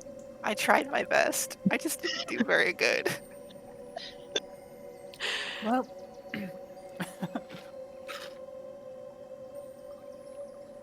All right. We're going to take our 15. Be back at 10 Ooh. after. Fuck you. All right. So, as promised, shortly after the frog has alerted Razik that someone is on their way, Aerolith, the high elf hunter, with long blonde hair and outfitted with old military garb, finds you and takes you to Temorden, an interesting city for those who have ever been in a city, because it's not really that. It is a series of structures that are all built to be able to move, mostly tents and canopies and large pavilions, but some buildings and structures that are crafted into carts so that things can move. There is livestock, there is gardens, there is, in some degree, fields, like small fields of transplanted gardens that have moved from the plains that you guys had found to the very edges of a very murky, heavy, muggy moor and swamp. And those who are familiar, I say familiar, Oryx and Razik are the only ones here who are recognizable, and those who have seen them recently or have seen them last, give them pleasant waves. The couple of people here are still new, I say within the city, as this city is created to absorb and then disseminate. Like, people here do not always stay the same, but a few people do always stay the same, including the two witches, the two matrons of the city, Agnes Calrook and her wife Vivian. Agnes is a very dark-skinned woman with thick, frizzy hair that has gone gray and white, and wears heavy pelts and is draped like she is quintessentially druid, just as Vivian is quintessentially a witch, with tanned old skin, leather, and black robes and a long pointed hat and a staff. And they, as is custom, and especially at introduction, and they've been expecting you, come to greet you all, and particularly Razik and Oryx, who they definitely recognize, with actually open arms. And then everyone else, they put out hands to shake and greet and introduce themselves. Well, hello, Agnes. It is nice to see you. This is Vala, and this is Pete, and this is Zira. And do you remember Faye? Hi, we've met. She blinks a few times and says, "Oh, dear gods, what has happened to you?" It's a long story. I found religion, And it did this to you? in a way. Who do you pray to, child? This is... It's not really prayer. I mean, I've tried to sort of make it into a meditative practice, but there's not like a strict guideline for how to be religious in this way. No, it was sort of just like it was an experience. It was experience. It was pain and years, and I learned a lot. Vivian leans on her staff and looks at you and says, "You kind of look worse than me." I How probably old are you? feel worse than you. I'm sorry, how old am I by the count of the calendar year? I guess, how old do you feel? You look By the count- terrible, kid. By the count of the calendar year, I'm not an adult. I'm like 27. Good heavens. How old do I feel? Older. Like, I had to put a number on it, like 70 years older. But that's a guess. They exchange looks, and Agnes pulls herself upright so she's standing. So she's standing up, and she says, "You look much older than that.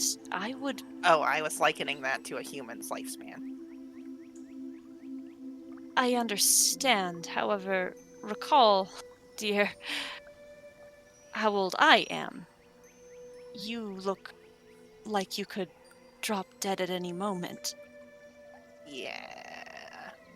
Probably will. Eventually.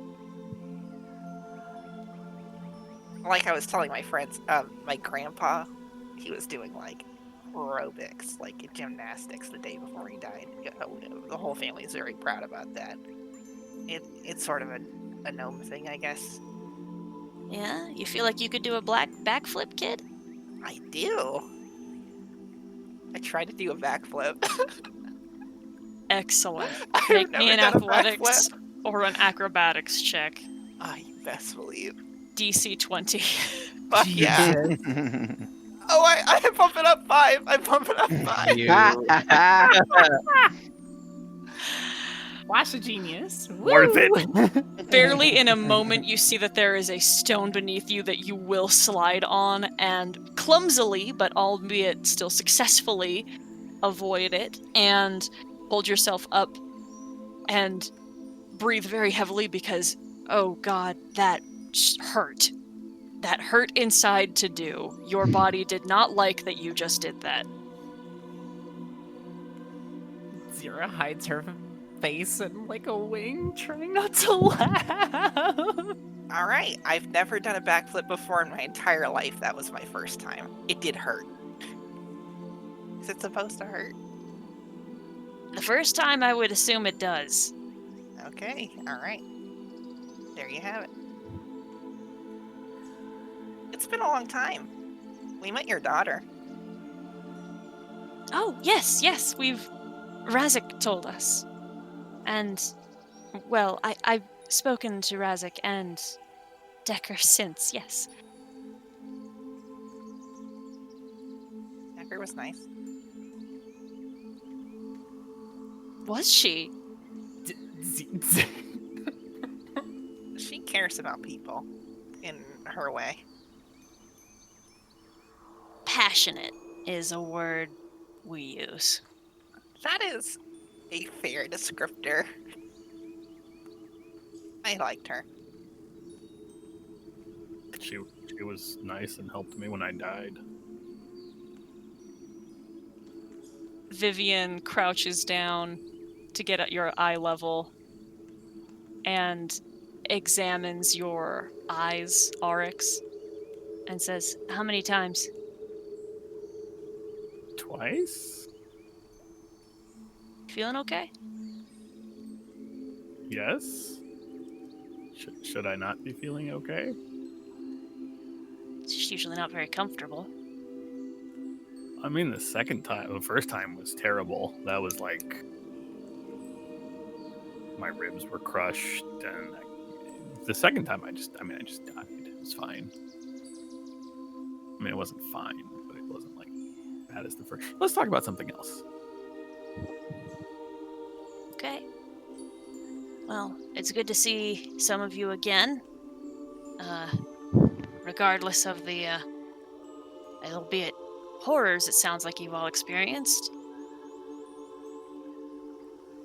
What are you all doing back? What brought you back here? Well, I've been worried ever since you said you had to move because the Grey Peaks collapsed.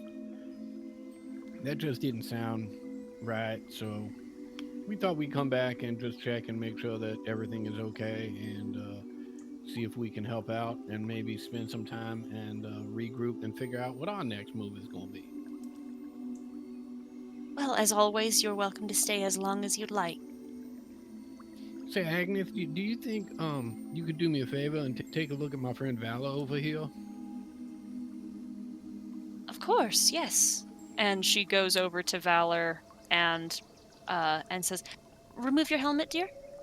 Fair warning, there's nobody.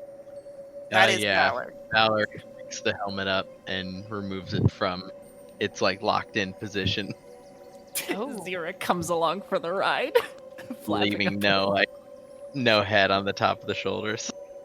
I lean into Agnes and I whisper, I'm currently working on the theory that there's an invisible pixie that is driving Valor.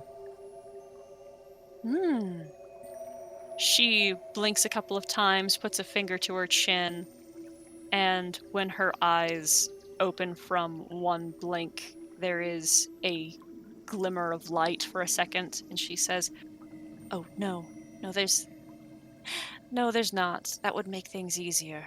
But there's not anything inside." Well then, where'd all them good berries go then? Oh, I see them at the feet. Every time Valor steps, just ding, ding, ding, Are we Yeah. going to get Goodberry wine out of this situation? Valor's Yeah, just Somebody's standing got there. a rock in their shoe.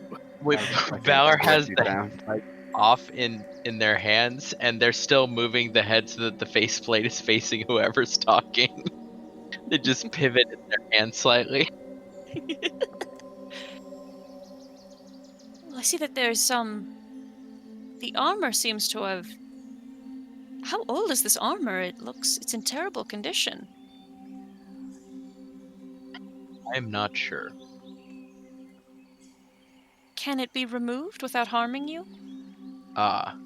Yeah, Valor does the like internal thing to just make it all fall off in one like clump. She jumps once. back. Ah! And we have naked Valor. Well,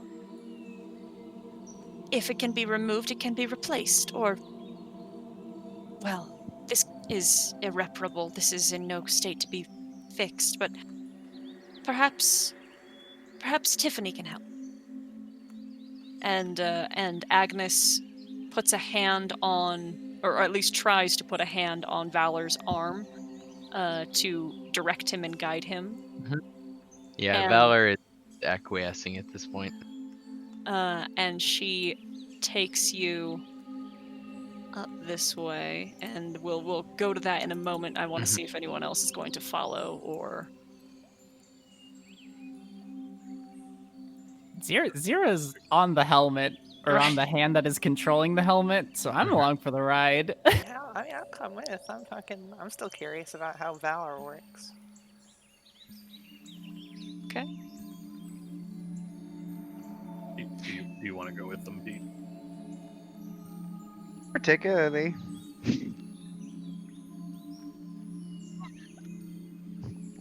Vivian kind of comes nose to nose with you, Pete, and stares at you for a little bit of an uncomfortably long time and just says, "Are you a runaway boy? What? What? Are you a runaway boy?" That's an odd question. Most kids underage who end up here are runaways. You a runaway boy? I'm of adventuring age. So, yeah. Wouldn't describe myself as a runaway. Now, what would you describe yourself as? An adventurer. Aspiring hero. Dawnbringer. Is that not a runaway? I don't think so. Well, and she claps an arm to your shoulder, which hurts a little. A surprising strength for an old woman. Says, Doesn't matter. You're safe here, whatever you're running from. Oh, thank you. Wait.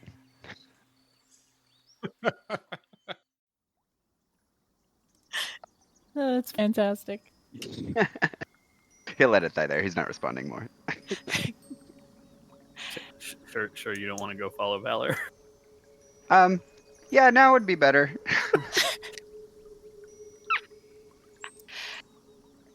All right, you guys scurry after just as the rest are coming to what appears to be one of the largest wagons within the encampment. It is easily twice as wide and about 50% as long as any others, and it is because set on top of the wagon itself is a stone and clay structure that is clearly a small, but obviously functional and hot forge. And in front of it is scattered all sorts of equipment and like a couple of anvils and wood carvers' tools, like masonry tools, hard skill laboring items and equipment is everywhere.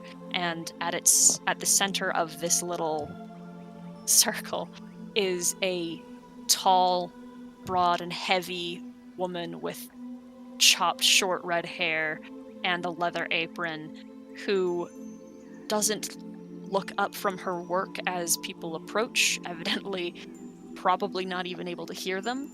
And after a couple of shouts, Agnes manages to catch her attention, and she sets down her things, takes off the gloves, and comes over to see you all, sees Razik and Arix, and says, "Oh yeah, hey, it's been a minute. Yeah, oh god, finding this voice is hard. It's been a while. How y'all doing? How you two doing?" And she squats a little bit so she can see Arix because she knows Arix more. How's some of the stuff that we've been working on treating you?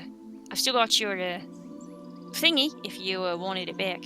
And she reaches into her pocket for the trinket you've given her. Just hold on to that. For now, you may decide you don't. Just hold on to it for now. I'm good. I can. Okay, that's a pretty weird response. Things are good. We've been some crazy places. I made this fancy armor. I know it looks like a suit, but I promise you that it's armor. Here, you can hit me. Go ahead. It's armor. I promise. She looks at you a little perplexed, but with a smile, a hand goes up behind her to the table to grab a mallet and swings it into you. And like you feel the impact, but obviously, like she can tell in your expression she does not hurt you. She's like, "Wow, where'd you learn the skills for this? This is incredible!" And she like puts a hand out to like feel the fabric. I didn't actually. Well, I mean, I kind of made this, but the armor itself we found at a gnomish woman. What was the name of that group that we saw? Razik, Faye, Zira, Pete. What? What? You said what? We found a gnome. There was a vendor. We bought the armor, but the advancements are mine, and I will use the lightning blaster on my. What is it called? Lightning launcher, excuse me. And just shock it like campfire. This campfire over here. She jumps back in surprise. Holy shit! It's amazing! What the fuck? That is far beyond anything I'll ever be able to do, so congratulations. That's incredible. Thank you. Maybe you could try to teach me, but I'm gonna be honest, I don't really have the mind for that sort of be cool though. Well, don't sell yourself short. And it just so happens that we have an opportunity that your skills might come in very handy for. This is our friend Valor. Hello. She stands up to meet you, but we've just got a torso and a head and a hand, right? Yeah, you see, he's usually mostly armor, but his armor. Agnes, were you saying it was very old and it's not going to be repaired very well? Yes, we're going to need to outfit him with something hardy. Whatever they were wearing before was not strong enough. And Tiffany kind of does a head tilt and slowly circles. What the hell is this? Well, I can tell you, it is most definitely not in being driven by an invisible pixie. And does he have a name? I am Valor. Shit, it talks. What you made of, Valor? Number of things. Good enough for me. I'll come over here. We'll take your measurements, and I can get started on something for you. Is there anything I can do to help? Yeah. And she motions for you to grab a pen and paper to help her record whatever numbers that she will be calling out. Secretary Razik. If you need more hands, I'm also here. What's that? If you need more hands, I could also help. And who are you? I didn't want to get into this conversation right now. We're kind of doing a thing for Valor. Well, okay. Well, whatever. People are new all the time. People are trying to hide from whatever they want to hide from, changing names, whatever. When you figure out your name, let me know. All right, thank you. I appreciate your respect.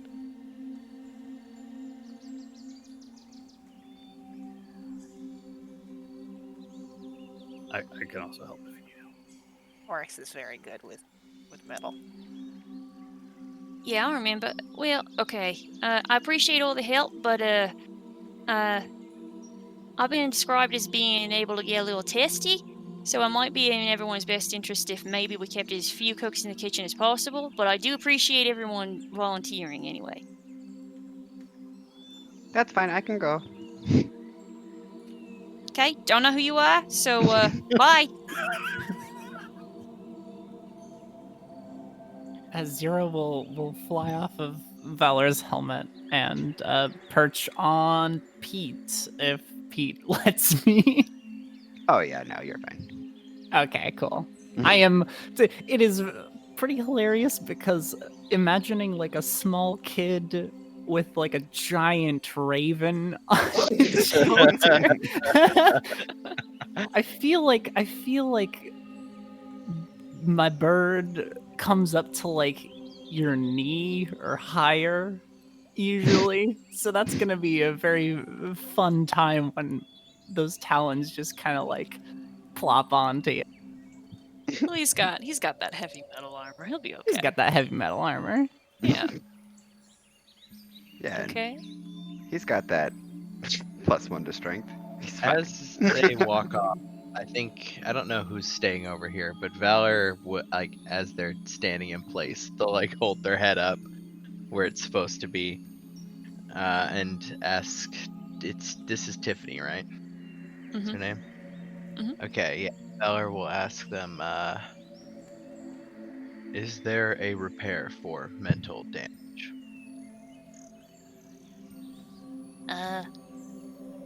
Do you have a brain in there? I do not. Then maybe. If you're all bits and bobs, I might be able to do something about it. But if you're any parts of you actually flesh, then that's a bit outside of my expertise. Might be able to get a surgeon out here and help you out. But again, if you don't have any brains, then I'm probably your best bet. Understood. I think I'll go get Agnes. And Razik will hand the pen and paper to Oryx and hurry off and get Agnes. Valor will like take compassion down, like extend it out and place it on the ground in front of them. Will it help to see this? Similar construction to myself.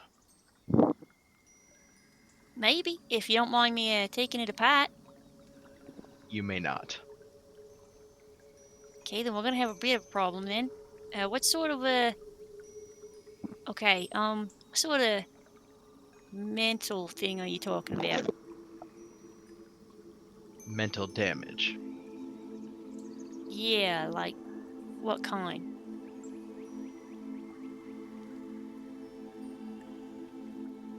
Unclear.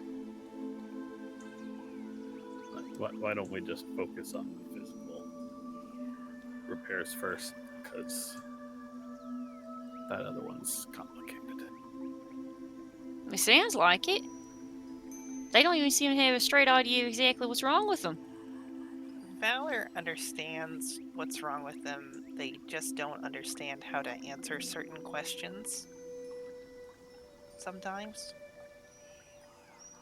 Okay. Do you happen to know how to get them to answer anything?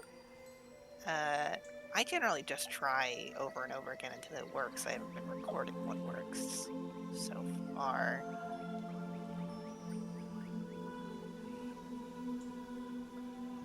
Generally, if you rephrase in a way that would make more sense to a machine than a person, it helps. Okay, well, I'm not exactly someone who is experienced necessarily in anything arcane or maybe even more advanced than like simple machine. If you get more specific and smaller, it generally helps, is what I should say. Okay, Vela, point to where it hurts. Yeah, I think there is an inordinately long pause. Valor will point roughly somewhere to around where the core is. Okay, is this where your energy is stored or manufactured? I believe so. Is it sensitive? Define sensitive. If I were to poke it, would you be upset? Or You would may it hurt not it? poke. Okay, well. Would you happen to know how to do any sorts of internal mental repairs? I do not. Well, I think you're shit out of luck with me, boy. But I can help you a little bit, at least on the external. That will do.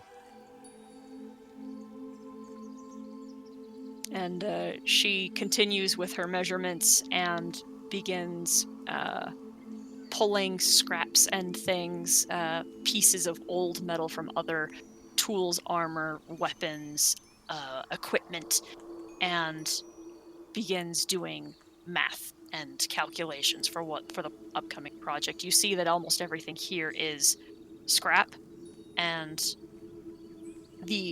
what you could probably look around to see as what would be considered finished product is decent, but not an artist's professional work. It is good enough, and that's what matters, especially right now.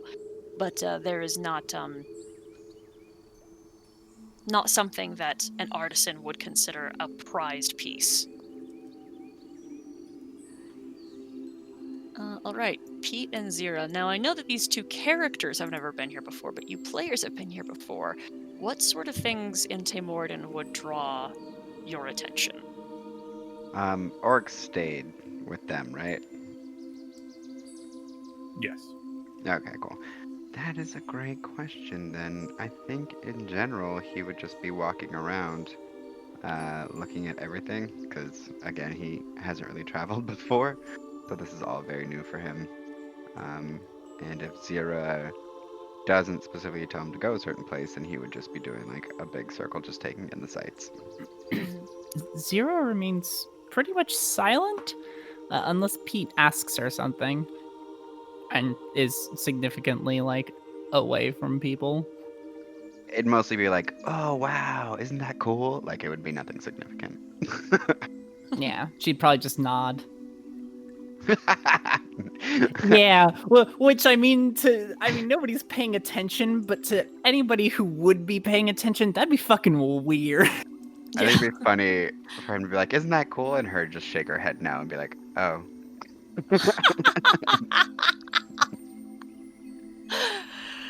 I mean, you come across as you're wandering some of the interesting sites. We've got Prest's library, which is that stagecoach that has had its interior stripped out and replaced with bookshelves. Sarah, There don't make is- me make that a thing again.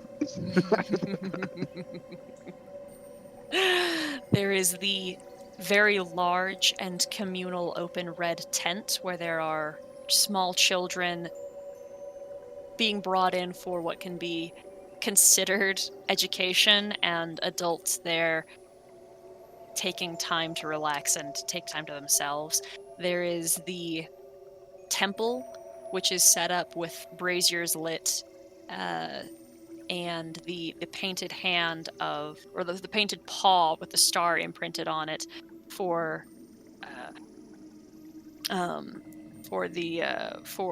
Windstrom, on its curtain door. Everything else is, people performing mundane work tasks or talking with each other in what is ostensibly residential. It's interesting and it's unique, mostly because neither of you have ever been in a place like this. But but it's very easy to kind of transpose over this place the idea of it being a proper city with built structures and roads, and it all looks the same.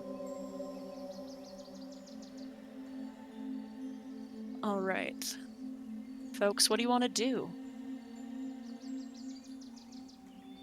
Makes the most sense is Pete would visit the religious tent, but I don't expect any type of like real character development to happen there. So if we just want to hand wave it,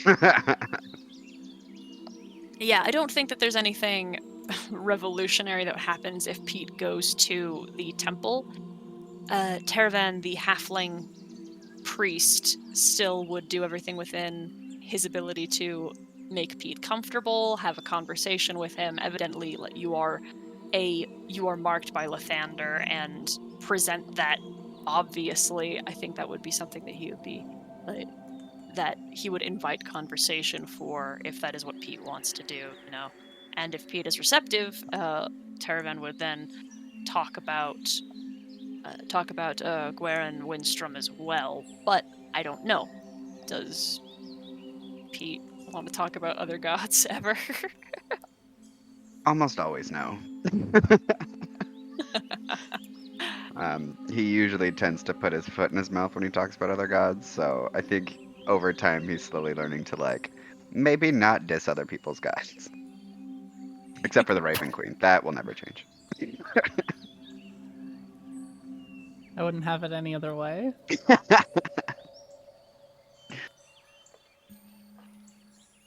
like to imagine this is a conversation that Pete and Zira have on the way out of the church tent. Oh She no! turns back to a person.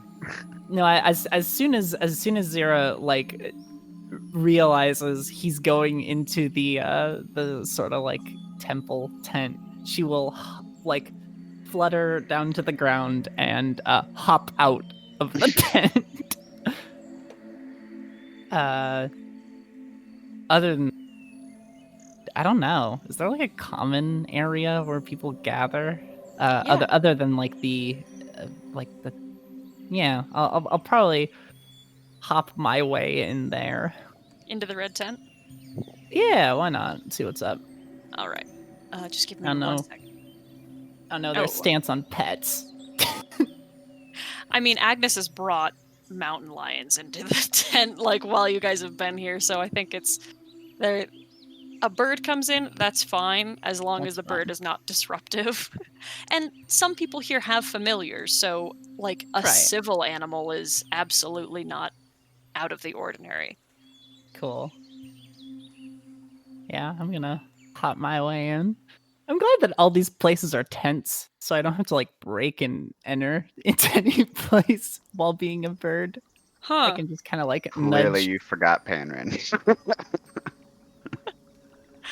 Well, I'm saying I don't have to operate a door. I can just kind of like push past the flaps.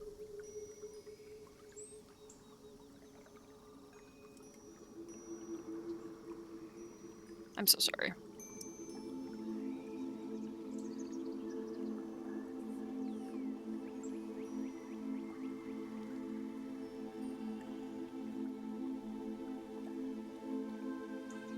Okay.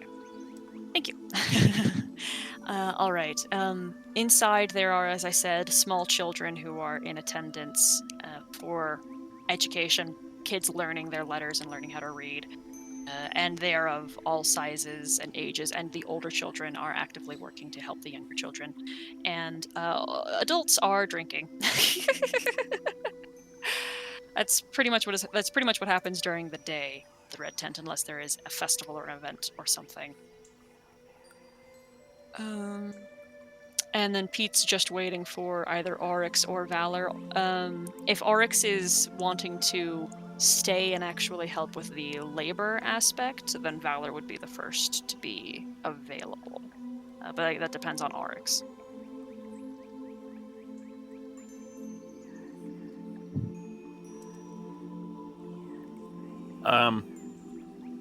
It kind of depends on Tiffany. If whatever she's doing is something she's going to do on her own, Oryx will leave her to it. She doesn't dismiss particularly your help, but I think the moment that Razik is no longer evidently useful, she'll tell him, not rudely but rather abruptly, "Get out." I thought he already run off to Agnes. I think he He went did. to find Agnes to bring Agnes back. I think. Got it. Yeah, I think he went to go find Agnes just to discuss with her that there is a thought problem as well as an armor problem, and then sort of see what Agnes's response is to that. A thought problem as well as an armor problem. Vivian might have better insight on this than I do. Okay, Vivian. Is Vivian here? We can go find her. And Okay. And the two of you walk to go to get her, and then you all go to Tiffany, yeah? Yeah.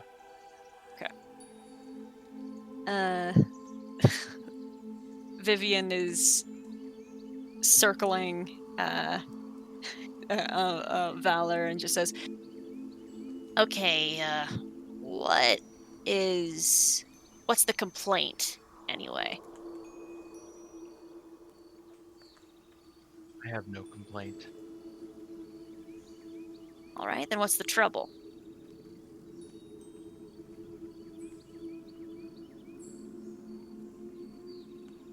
Difficult to ascertain. How come? Unclear. Well, Vala, you asked about fixing mental problems like physical problems, right? Yeah. Well, just like Tiffany can help with the physical problems, Vivian here can help with the mental problems. Ah, yes. I give Vivian a thumbs up. Well, we'll see if this works. and she moves her staff a little bit, and the crystal at its top glows slightly. What are the surface level thoughts that Valor has in this moment? I think surface level, it is basically all stimulus response. At least on the very outside. It is a running tally of everything that they're looking at. Like the distance between them and Compassion, how hard they'd have to swing. It's like a constant readout of like what violence would be required if something bad happened right now. Okay. Now, all right, we're gonna try something, and it will be easiest if you don't resist. I'm not gonna hurt you. Nothing I'm gonna do is gonna hurt you. Okay? If you just sit back and just follow my lead. Is that all right? Yes. And she's cast Detect Thoughts, and she's going to try to pry deep. It is still within Valor's agency to choose to resist. I don't think Valor will. Just because Valor doesn't really understand what she's trying to do. Mm-hmm. So what lies beneath this data analysis? I think it is mostly like it's now a couple days on, like 4 or 5 days on. And most of the problem now is just a constant like repetition of the day in memory, the very bad day minus a filter. Like it plays out, goes back to the beginning, plays out, goes back to the beginning. Occasionally there are memories of like the son of the master when they were younger. Like it essentially, as it's like playing through, it gets like distorted and kind of overlaid with past memories from the son of the master. Gets very like messy and stops being as orderly. Okay, she's going to try to go deeper. Are there thoughts below that?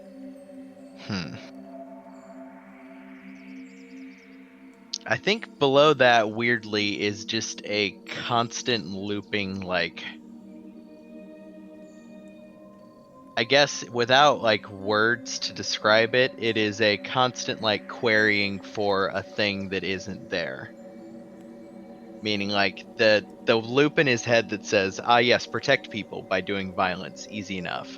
That's down there. But there's another like empty space where there should be another loop. And it keeps trying to like cycle around to get to, you know, what Faye said, like the son of the master was the most important thing. When the son of the master was born, Valor was meant to devote their life to this thing above all, even more important than the second function. And it's like there's a loop that keeps trying to like connect to that, and it's not there because it was mostly removed.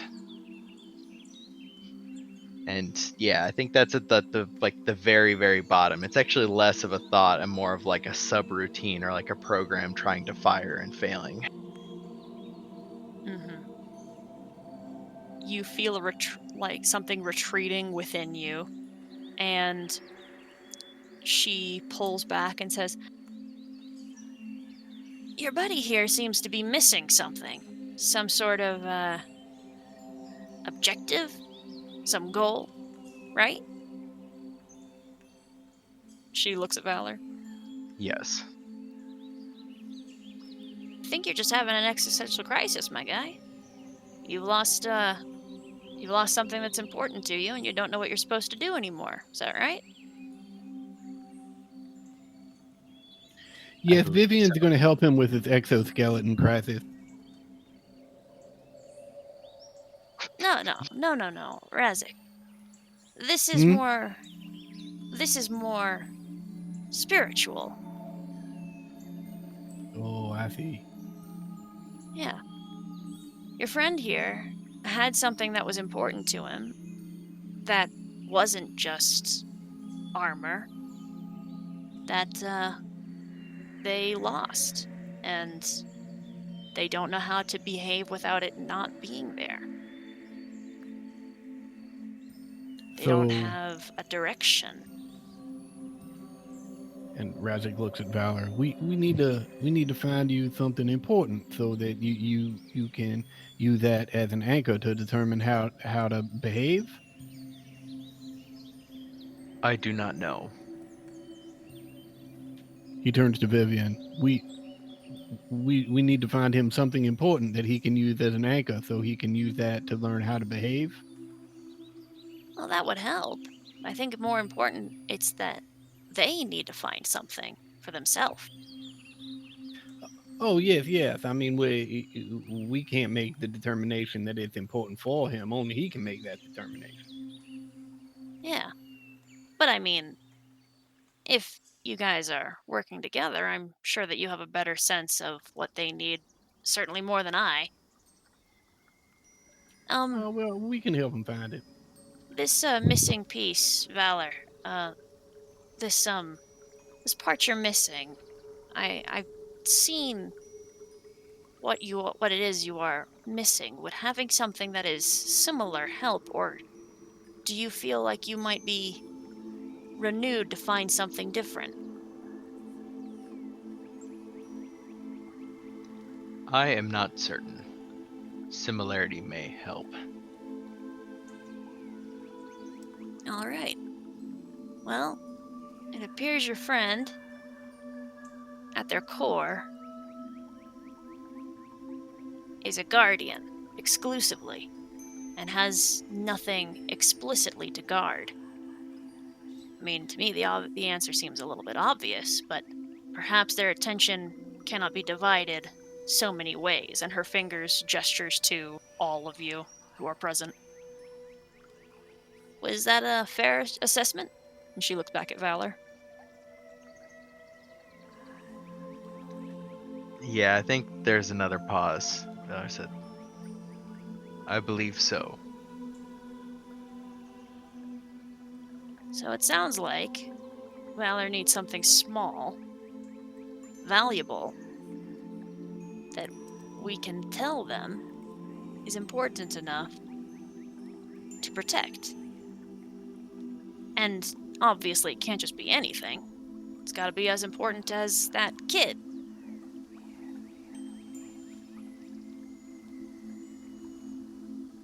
But that kid was only important to you because he was presented to you as important.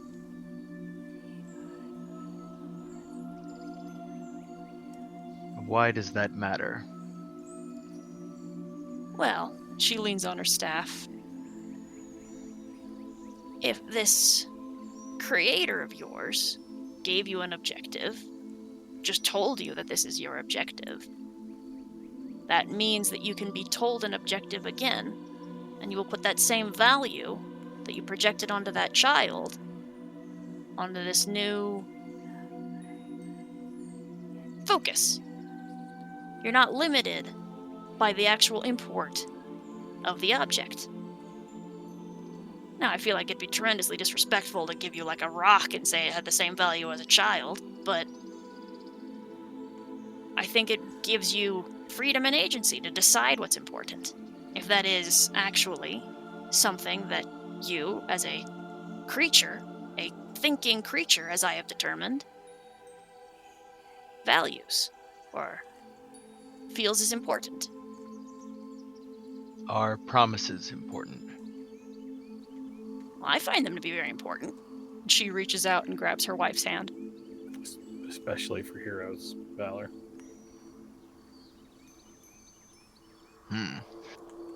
I made a promise. Yes? I promised the boy preacher, the boy prophet,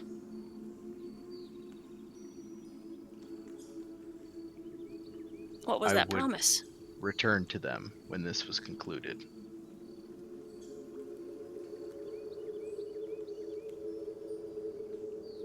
She gives you a smile. I forget. Are you talking about Sprite Pepsi or? Yes. Okay. Well, Valor, if you wouldn't mind, I could give you instruction, if you'd like, if that would assist. Or do you feel as if you can instruct yourself? I require instruction. She inhales deeply, straightens up a little bit, and says, Valor, I command you to fulfill the promise that you have made to the child that you call the boy prophet. This is your objective and the most important thing that you will ever fulfill. Once that objective has been met, then you are to find another objective.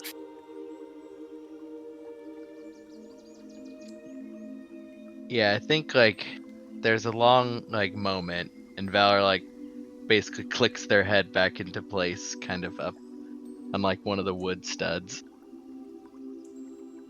and like puts compassion back onto their back. Looks like up at her for a second. I believe that has helped. Great, I must process. of course.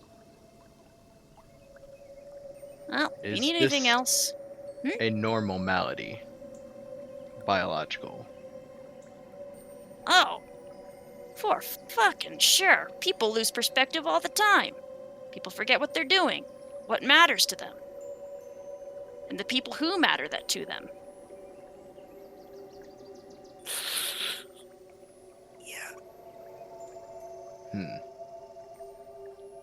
I appreciate your help. Yeah, no problem. If you need anything, I'll just be over here. And she points to the large tent over here, which is decorated with wind chimes and crystals in every regard, the witchiest of houses of tents. I think Valor straightens up a little bit more and says like, I am a hero. I owe you a debt. Yeah, you actually do. You owe Tiffany one too. And she points to Tiffany, who is still working. Yes. This place doesn't run on gold. We run on community service. Well, you guys met Decker, right? She probably at least did something along those lines, roped you into owing her something. She was very helpful. But conspicuous. Yeah. Don't think she asked for anything. She. She sort of asked for us to blow up that house. That's accurate. She didn't Agnes's ask. We eyes volunteered. widen. Well, she didn't have to ask us for anything because we volunteered. Yeah, I'm just saying she never Well, she never made us she never requested a debt. that's how it works here too, though. If you volunteered, there never needs to be a request for debt.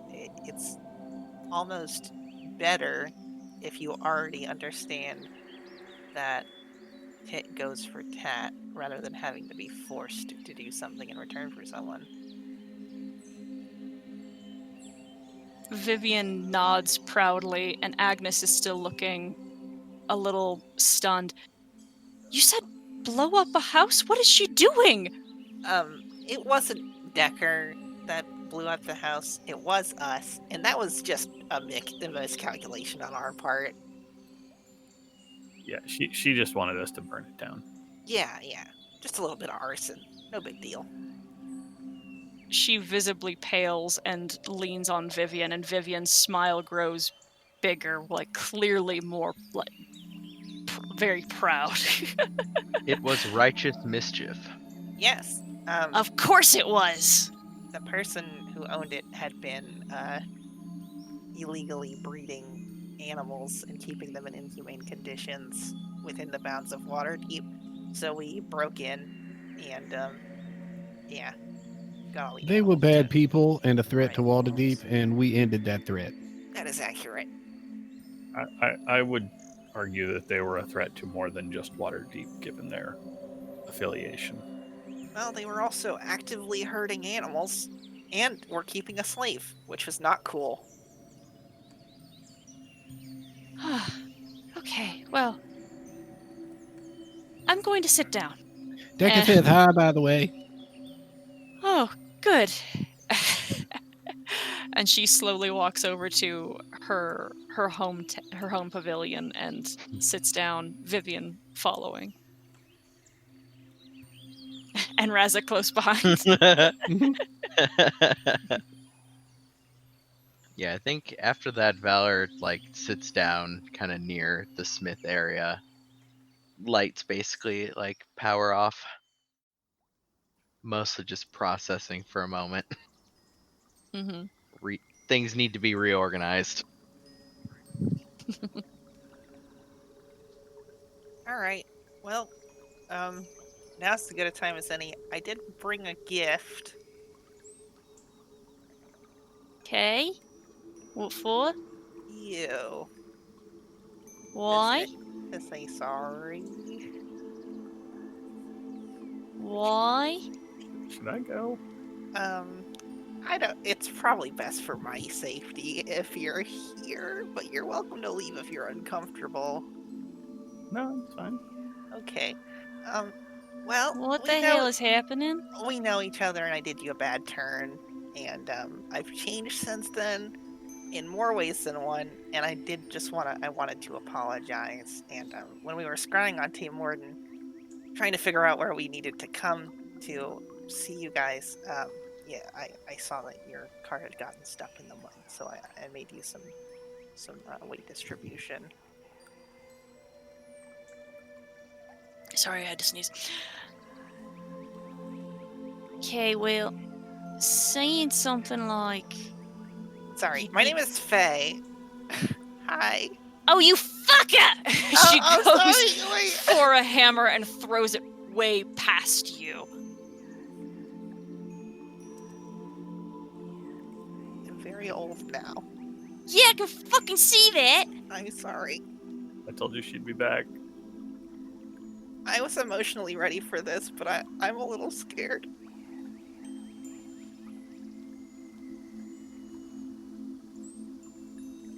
The hell'd you bring me? It's not. They're not pretty, but they're. Well, I made better ones, but we had to leave them in town because we got chased out after we helped the werewolves.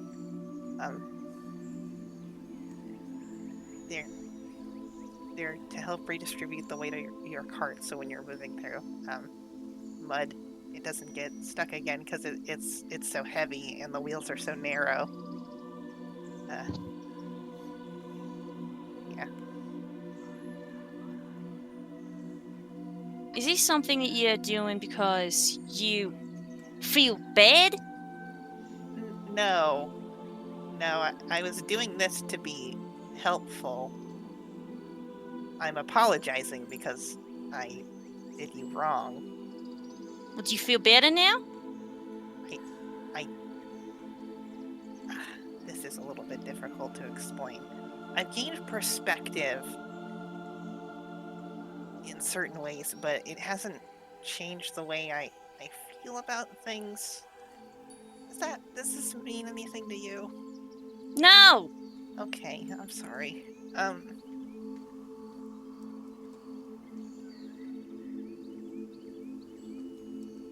don't give a shit when people just leave, okay? But when you spend enough time with somebody and you want to actually be friends with them or communicate with them or whatever, which I thought you and I were actually getting close as friends at very least. You left without saying anything and you didn't come back, and I'm not the only one who was bothered by that. Yes. Yeah. I did. And I apologize for that. It was a callous thing to do, and I know I hurt more than just your feelings, and I've had a lot of time to come to grips with that, and I've learned, but it doesn't make it right what I did, that I know that it's wrong. And I don't mean to imply that. And I don't want you to feel like I'm trying to buy forgiveness, because I'm not. I just wanted to say that I'm sorry.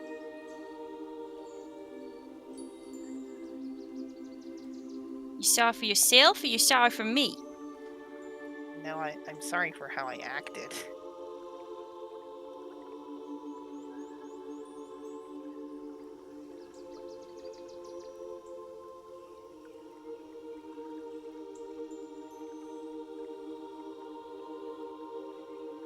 don't give a shit that you left, okay? It's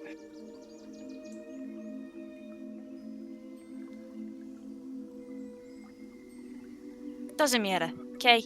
Get out of here. It matters to me, but you're welcome to not share if you're not comfortable sharing. I'm sorry again.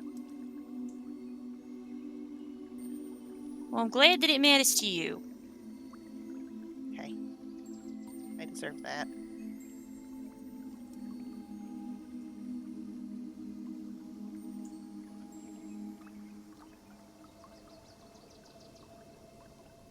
And as you are,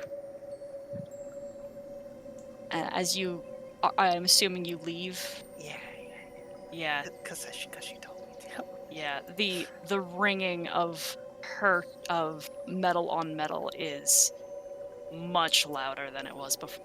Oh yeah. Yeah.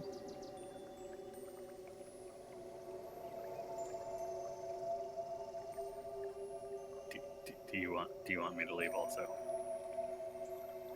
Well, you want a piece of shit and left without. You actually, not only did you say goodbye, you actually did something very sweet for me. So I appreciate actually your company. As long as you don't mind, that I'm not going to be fucking talking for a little while. And she keeps hitting the hot metal. No, we have that effect on people.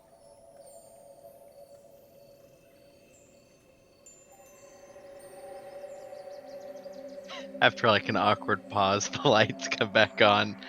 Valor says, "The gift was asymmetrical but functional." The fuck you say? The gift that Phala Garrick built.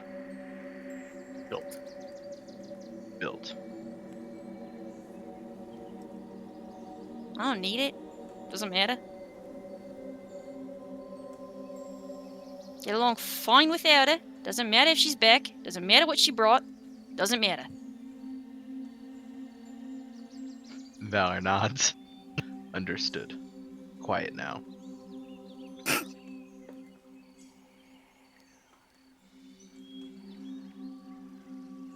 Right. Pete, if you kind of wander back this direction, either you will run into Faye, or you'll see that Valor is sitting by himself, thinking. If he looks deep in thought, I will not bother him because I know that he broke a while back, well before the rest. So I will just keep wandering aimlessly, keeping an eye out for Oryx. Okay. Any things that are being done for nighttime? How long does this? How long does Tiffany keep working? Because Oryx will just stay and help as long as she does. No, she'll be up until she just drops in the middle of the night.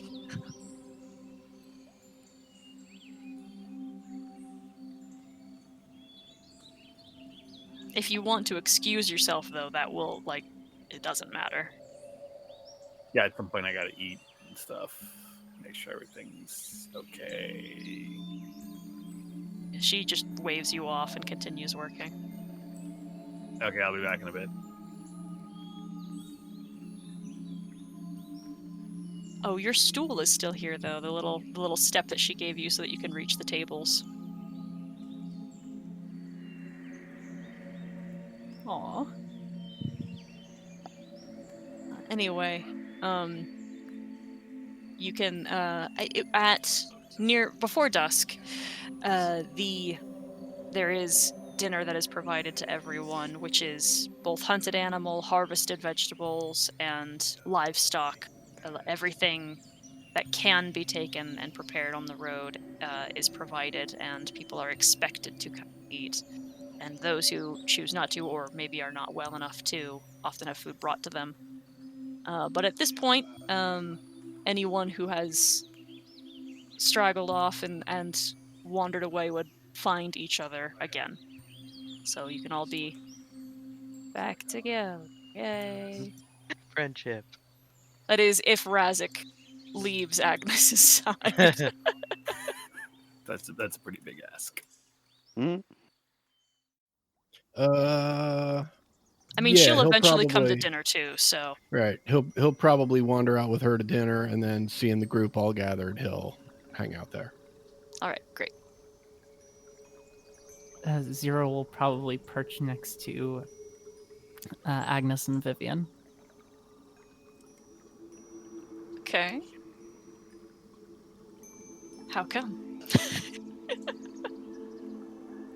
Just good.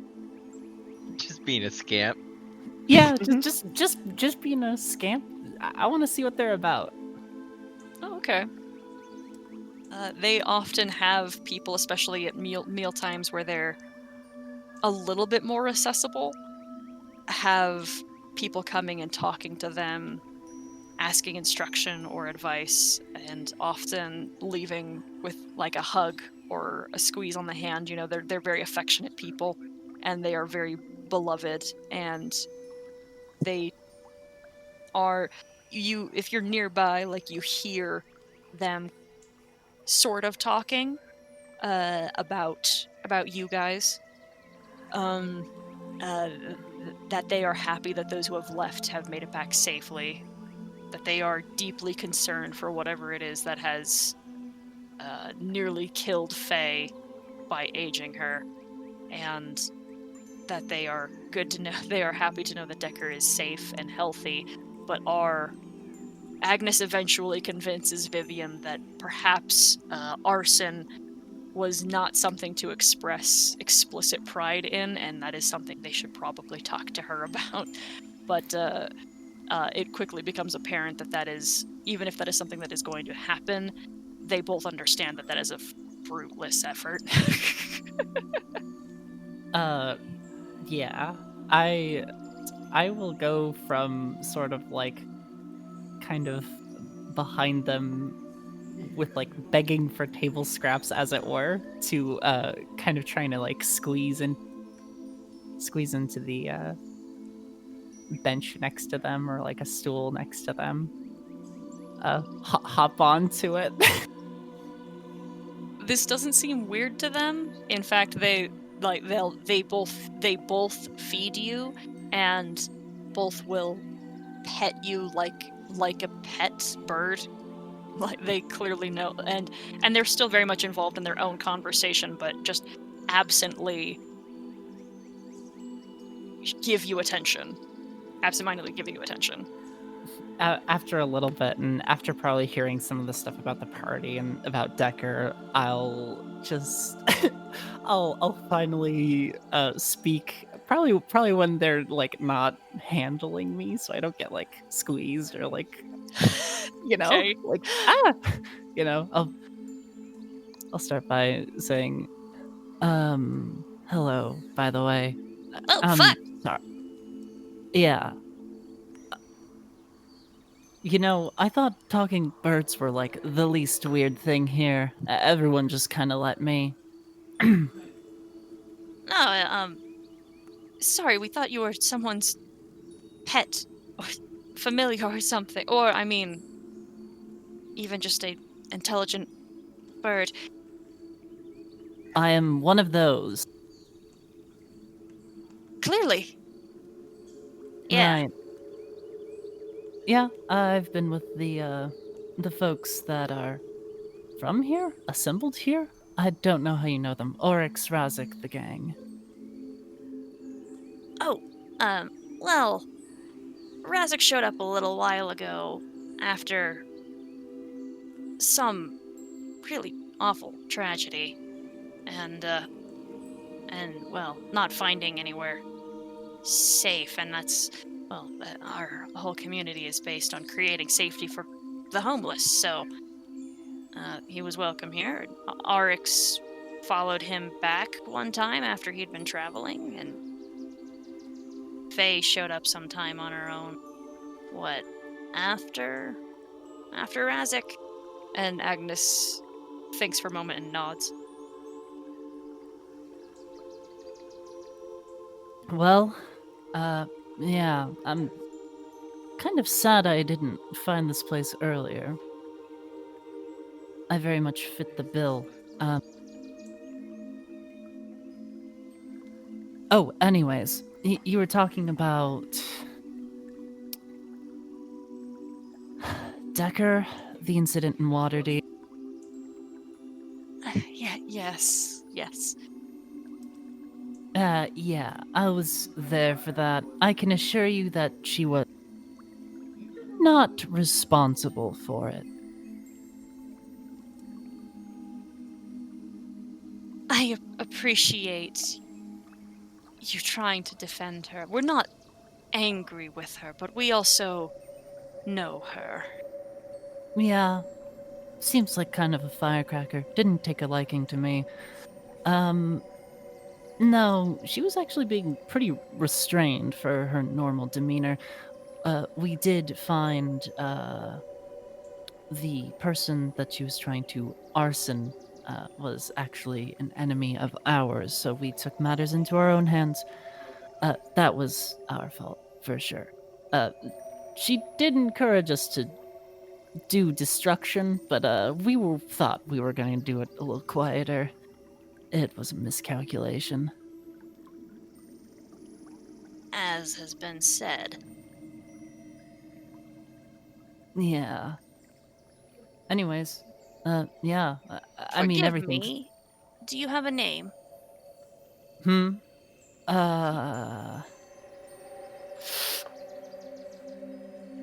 She kind of like...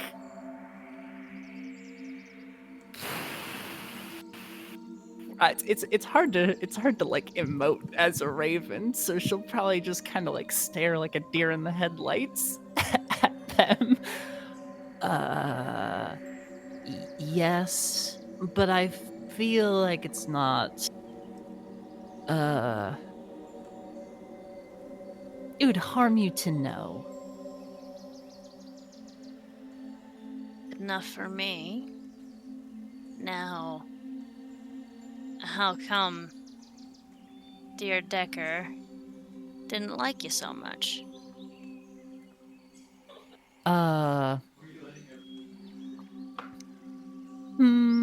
I feel like, well, if you met me, and I don't know how much the voice really gives it away, I'm kind of easy to put in the very evil person sort of camp. Huh. Yeah.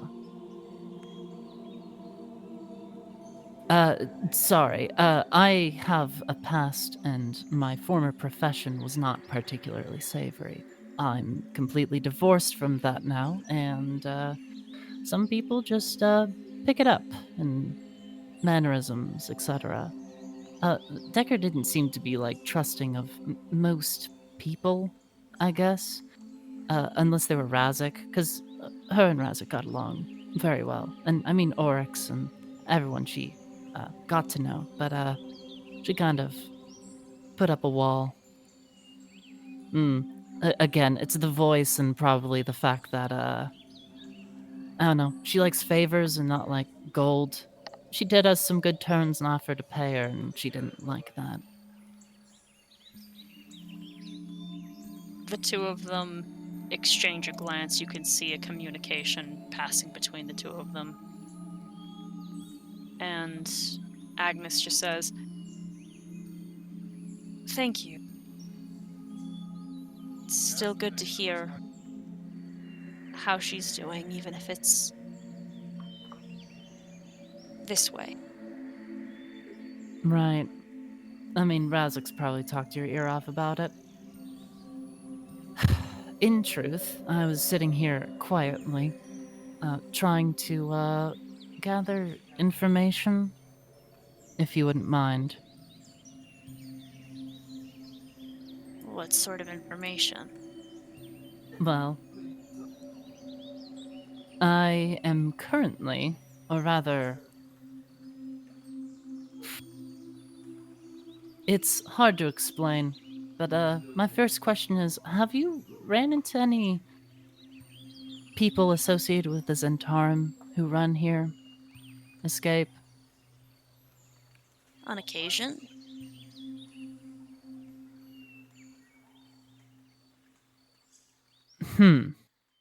Are there any here now? If they have, it's something they've decided not to share. That's common of Zentarum everywhere, defected or not. I guess that makes sense. I am just... Yeah.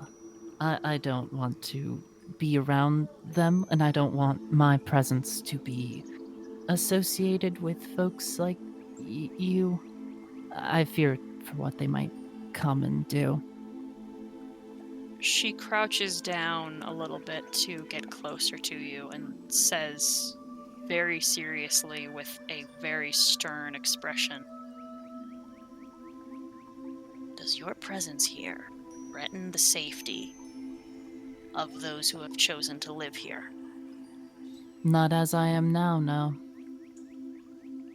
Caw. You better stay as this. You hear? Oh, yeah, that was a given. You can stay as long as you prove to not be a danger to anyone else here.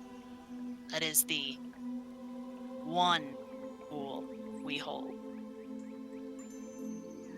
And it shall be abode by. Oh, by the way, I will. Do you mind if I whisper something? I can't really do that from here. she leans back a little bit and sends you a message through through telepathy, so that you can respond. I tell her, if you hear the name Zira Dalmer from anyone except for the party, tell me and I will leave. Or tell me who, and then I will leave. Very well, little bird. Yep. Sorry about that. Thank you again. And I'll just continue just kind of being there, lingering. Even though it is very apparent now that they were only talking about things that they were okay being listened in on, they talk much less now as before they retire for the evening. Nice, great. Cool. I'll probably find my friends before the night's up. Mm-hmm. What's everyone else up to?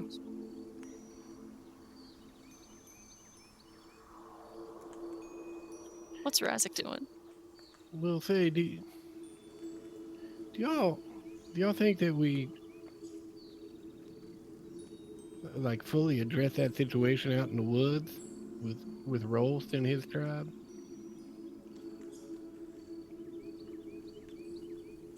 No, unfortunately. Define folly. Well, see, that's just the thing. I don't know really. Like when he asked us to go down that well to free him from what was binding him and his tribe, I sort of thought that if we were able to do that, which we did, that we would come out and the tribe would be freed from that influence and they would follow his leadership and stop following the Zents, and that all would be well. And it seems like none of that really happened. That seems more like a miscalculation on his part than any error that we made. Yes, but I'm not interested. Go ahead, Razik. I'm not quite as interested in assigning blame as I am in trying to make sure that we have crippled Decanta as much as possible. Well, without the protection of the creature, they will either be forced to leave or they will stop being productive in the sense that they will be probably killed. On a semi-related note, do we know how much time has passed since we returned from Elysium? We don't. We can ask the date.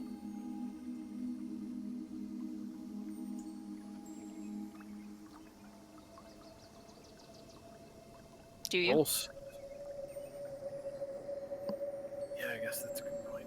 Yeah, I'll go ask someone the date. Okay. It appears you've only lost 1 day, but it is still longer than you thought it was. So Would how we many be- days until the full moon?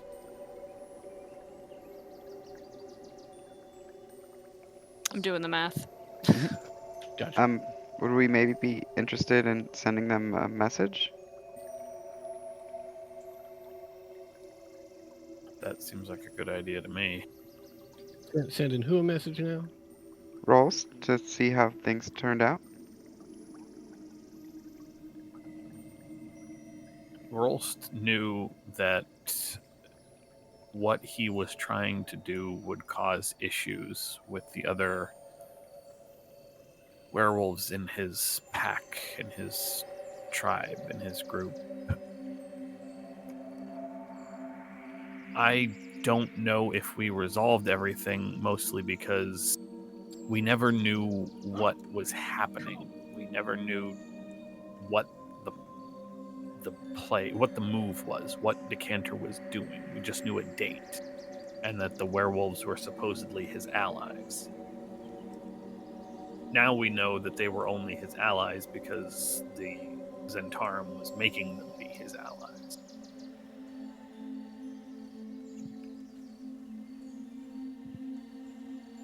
At the very least, we've incited enough chaos for them to not be immediately useful. But that could very well resolve before the date happens, which is why I think we should go take the fight to Decanter.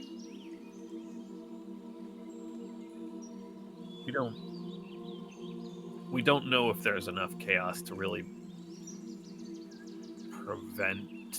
They're not useful for this specific moment. At the very least, they need to find a new safe place to live or they will die, as far as it was explained to us. Was it explained to us that they would die?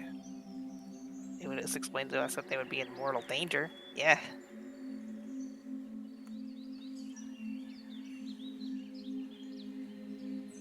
I don't remember that. Yeah, I thought it was just that they were at much greater risk, but not that their demise was imminent. I mean, Well, okay, so think about it. They were still in a pretty defensible cave. Well, think about it. They're holed in somewhere in a forest full of monsters and Zents that potentially want to kill them, and they've never had to defend that position with manpower before, ever. So if they're not they've had to relocating, defend themselves from the monsters, just not the Zents. They're pretty accomplished troll hunters. if they're not relocating, they have to restructure the way that their society works, which will take at least a couple days.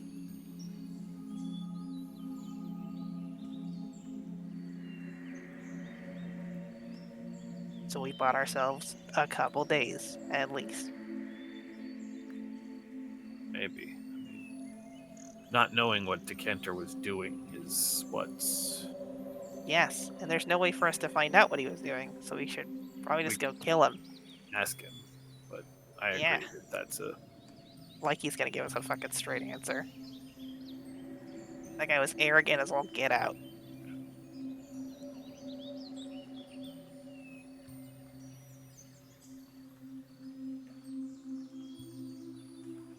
Not wrong. Not wrong. Yeah.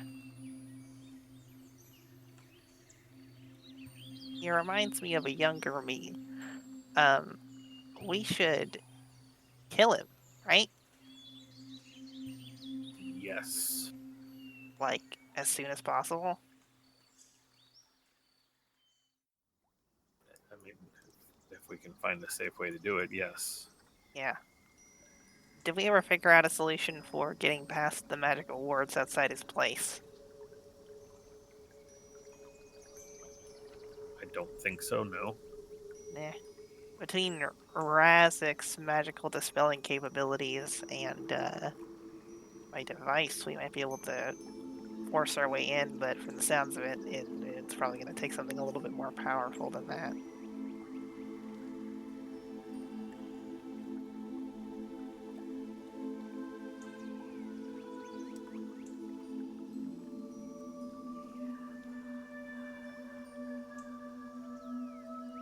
Any ideas? I also have abilities to dispel magic. I'm just concerned about resources once we get past these defenses. Magical resources, of course.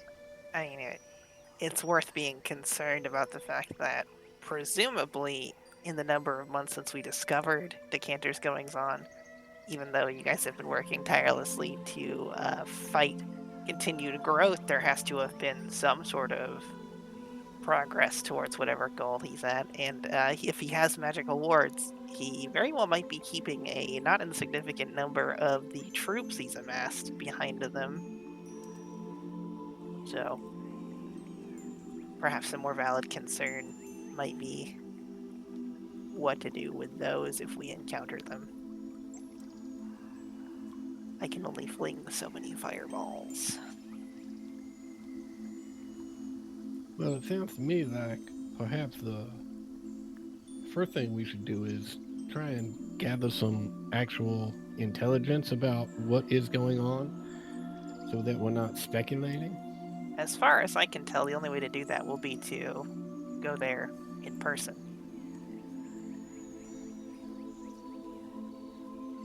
So is that what we should do next? It seems like the best move to me. I'm a little bit hesitant that he might have absolute knowledge of his domain. Like spies or something. Or a security system. He seems a little bit paranoid. Yeah, definitely. Yeah, I wouldn't count on on us not being clocked basically as soon as we enter like a mile radius of wherever he lives. So, I mean, once we get there, we very well might be on a timer of some kind.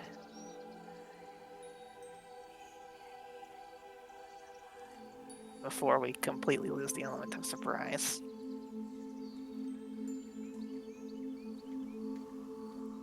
Not that he'll be surprised when we show up, I'm sure. We have been systematically murdering all of his friends.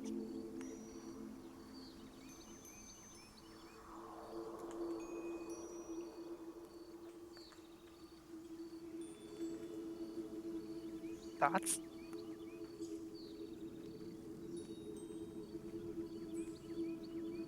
May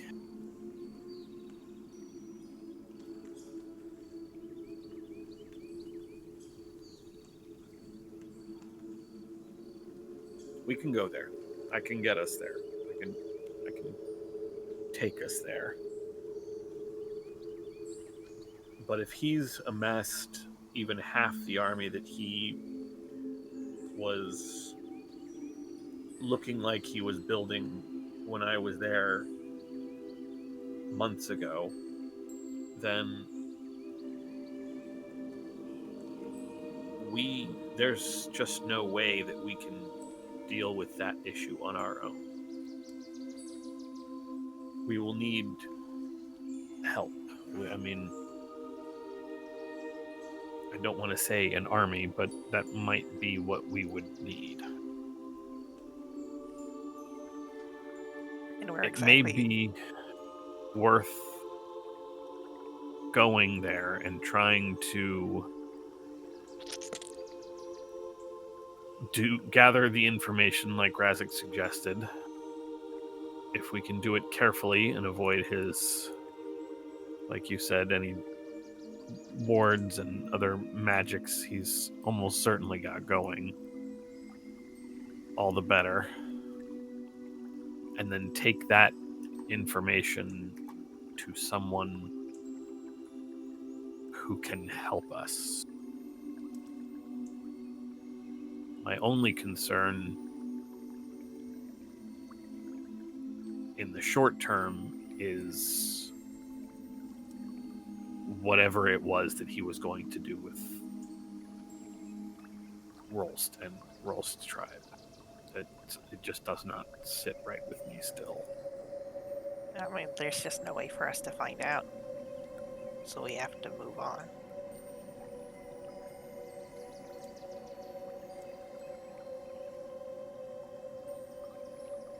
I guess. Unless you have a better solution. Sarah, if you could take a look at that, particularly at the very last part about scrying on a location. It says it's a location you need to be familiar with, but I don't know if that extends to the party or if it's me specifically. It is you. For any time you have to scry or use divination of that sort of nature, you have to be the one who knows. Cool beans. Then that's useless right about now.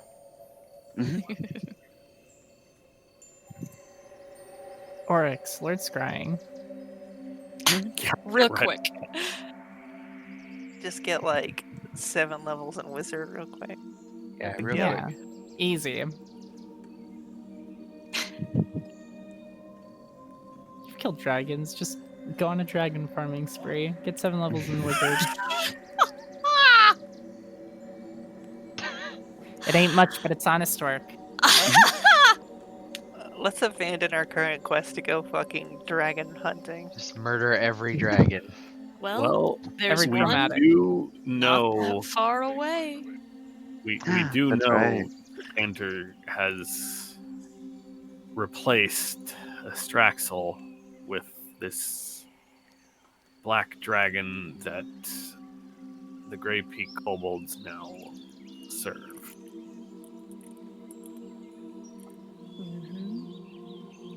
Part of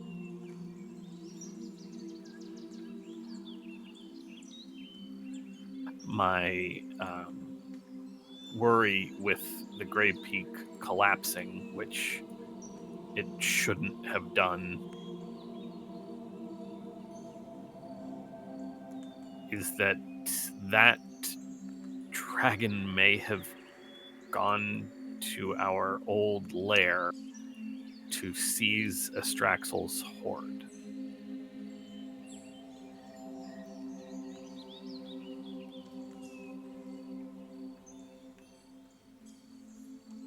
I'm more than a little bit concerned what the plans are there, but I feel like that's kind of out of the way a little bit. Also, sort of what am I trying to say here?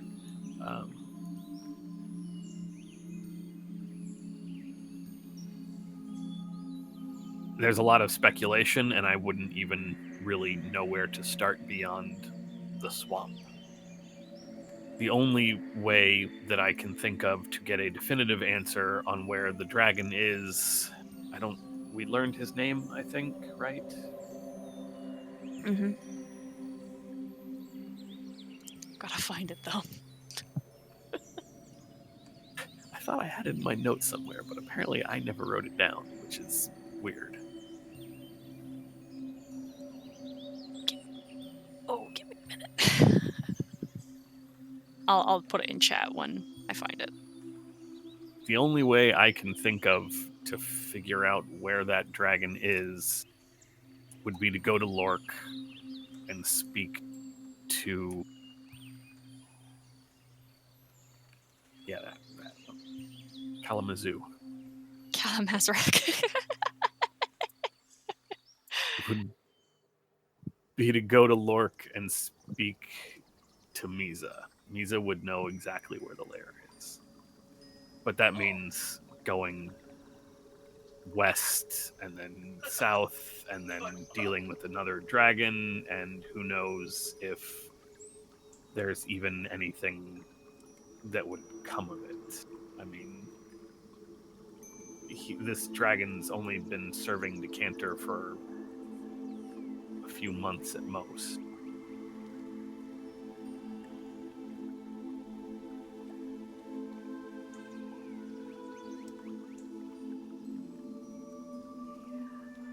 I think, Faye, your idea is good. I think if we want to... if we want to get the best idea of what Decanter is up to,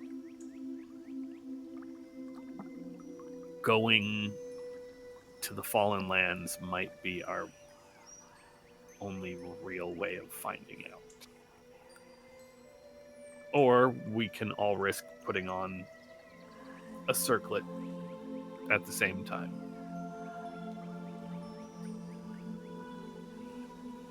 That is another option.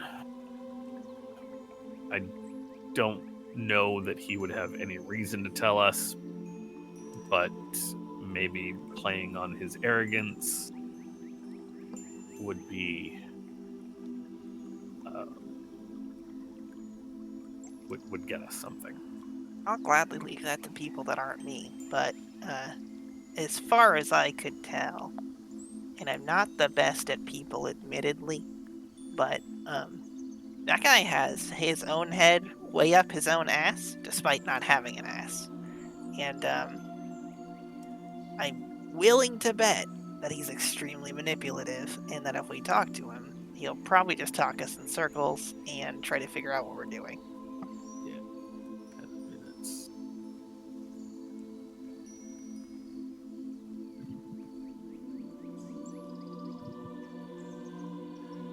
That's not wrong at all. I agree. So I'm not trying to be about that, personally. Not a bad idea, though.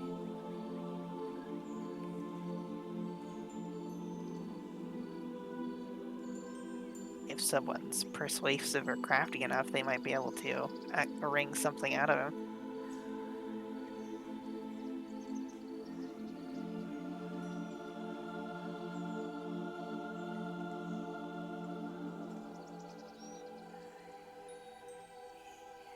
Why would he not just kill us if he knows we are coming? Well, he can't through the circlet. He's done his best through his minions. Well, no, we've gone at his minions. Yeah. But to answer the question, he absolutely has and would send his creations at us if he thought we were a big enough threat. Maybe it's not a question of if we're a big enough threat. We're single-handedly dismantling a not insignificant portion of his organization, as far as I can understand. But he doesn't need to find us, because we keep finding them. They just need to be ready for us, and they have been, but it just hasn't worked out for them, because we rock. Yeah, but he's smarter than that. When the Centurions... When we killed Astraxel, it was only a short amount of time before he sent his forces at them.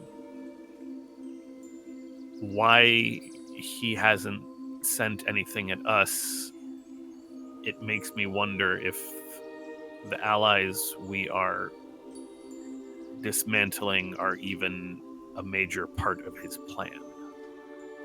When I spoke to him after we killed Coralax,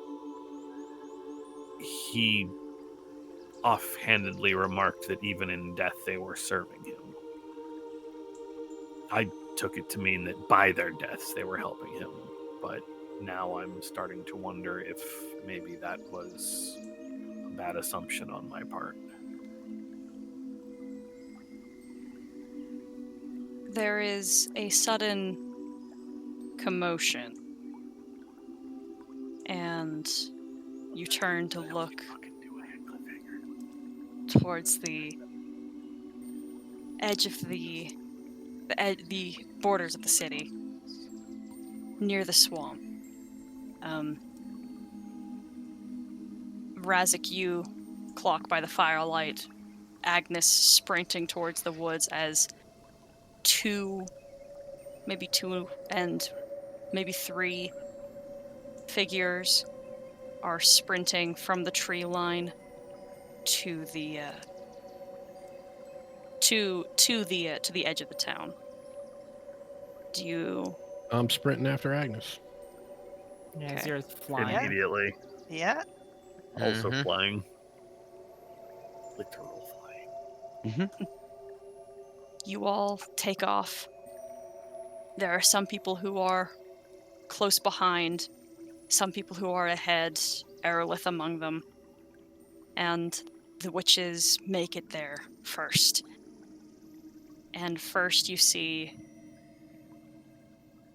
at this point I think all three, nearly at least, maybe all, have met them now. But there's a tall elven woman with red hair, a short halfling in robes and hair tied back, and then Decker trying very hard to keep up from as the other two make it first. Blossom and Mirth catch Agnes and Vivian, and shortly after, completely out of breath, Decker has caught up with her moms. When you all make it to them, the three of them look hurt, particularly Decker, who is dragging more than usual and bruised and bloodied. And she's talking very quickly, even for her, very upset. And when you catch up, she says, something under the city. There was a really big explosion. I swear, half the city just it fell into a sinkhole. And Mirith says something under the ground ate the sea ward. It's gone. There are creatures pouring out of it. I took everyone I could. I'm going to go back for more. I have to go. And she runs back towards the trees, and one of the trees opens to receive her, and she vanishes, and Decker just falls into her mom's arms crying. And that's where we're gonna leave session for tonight.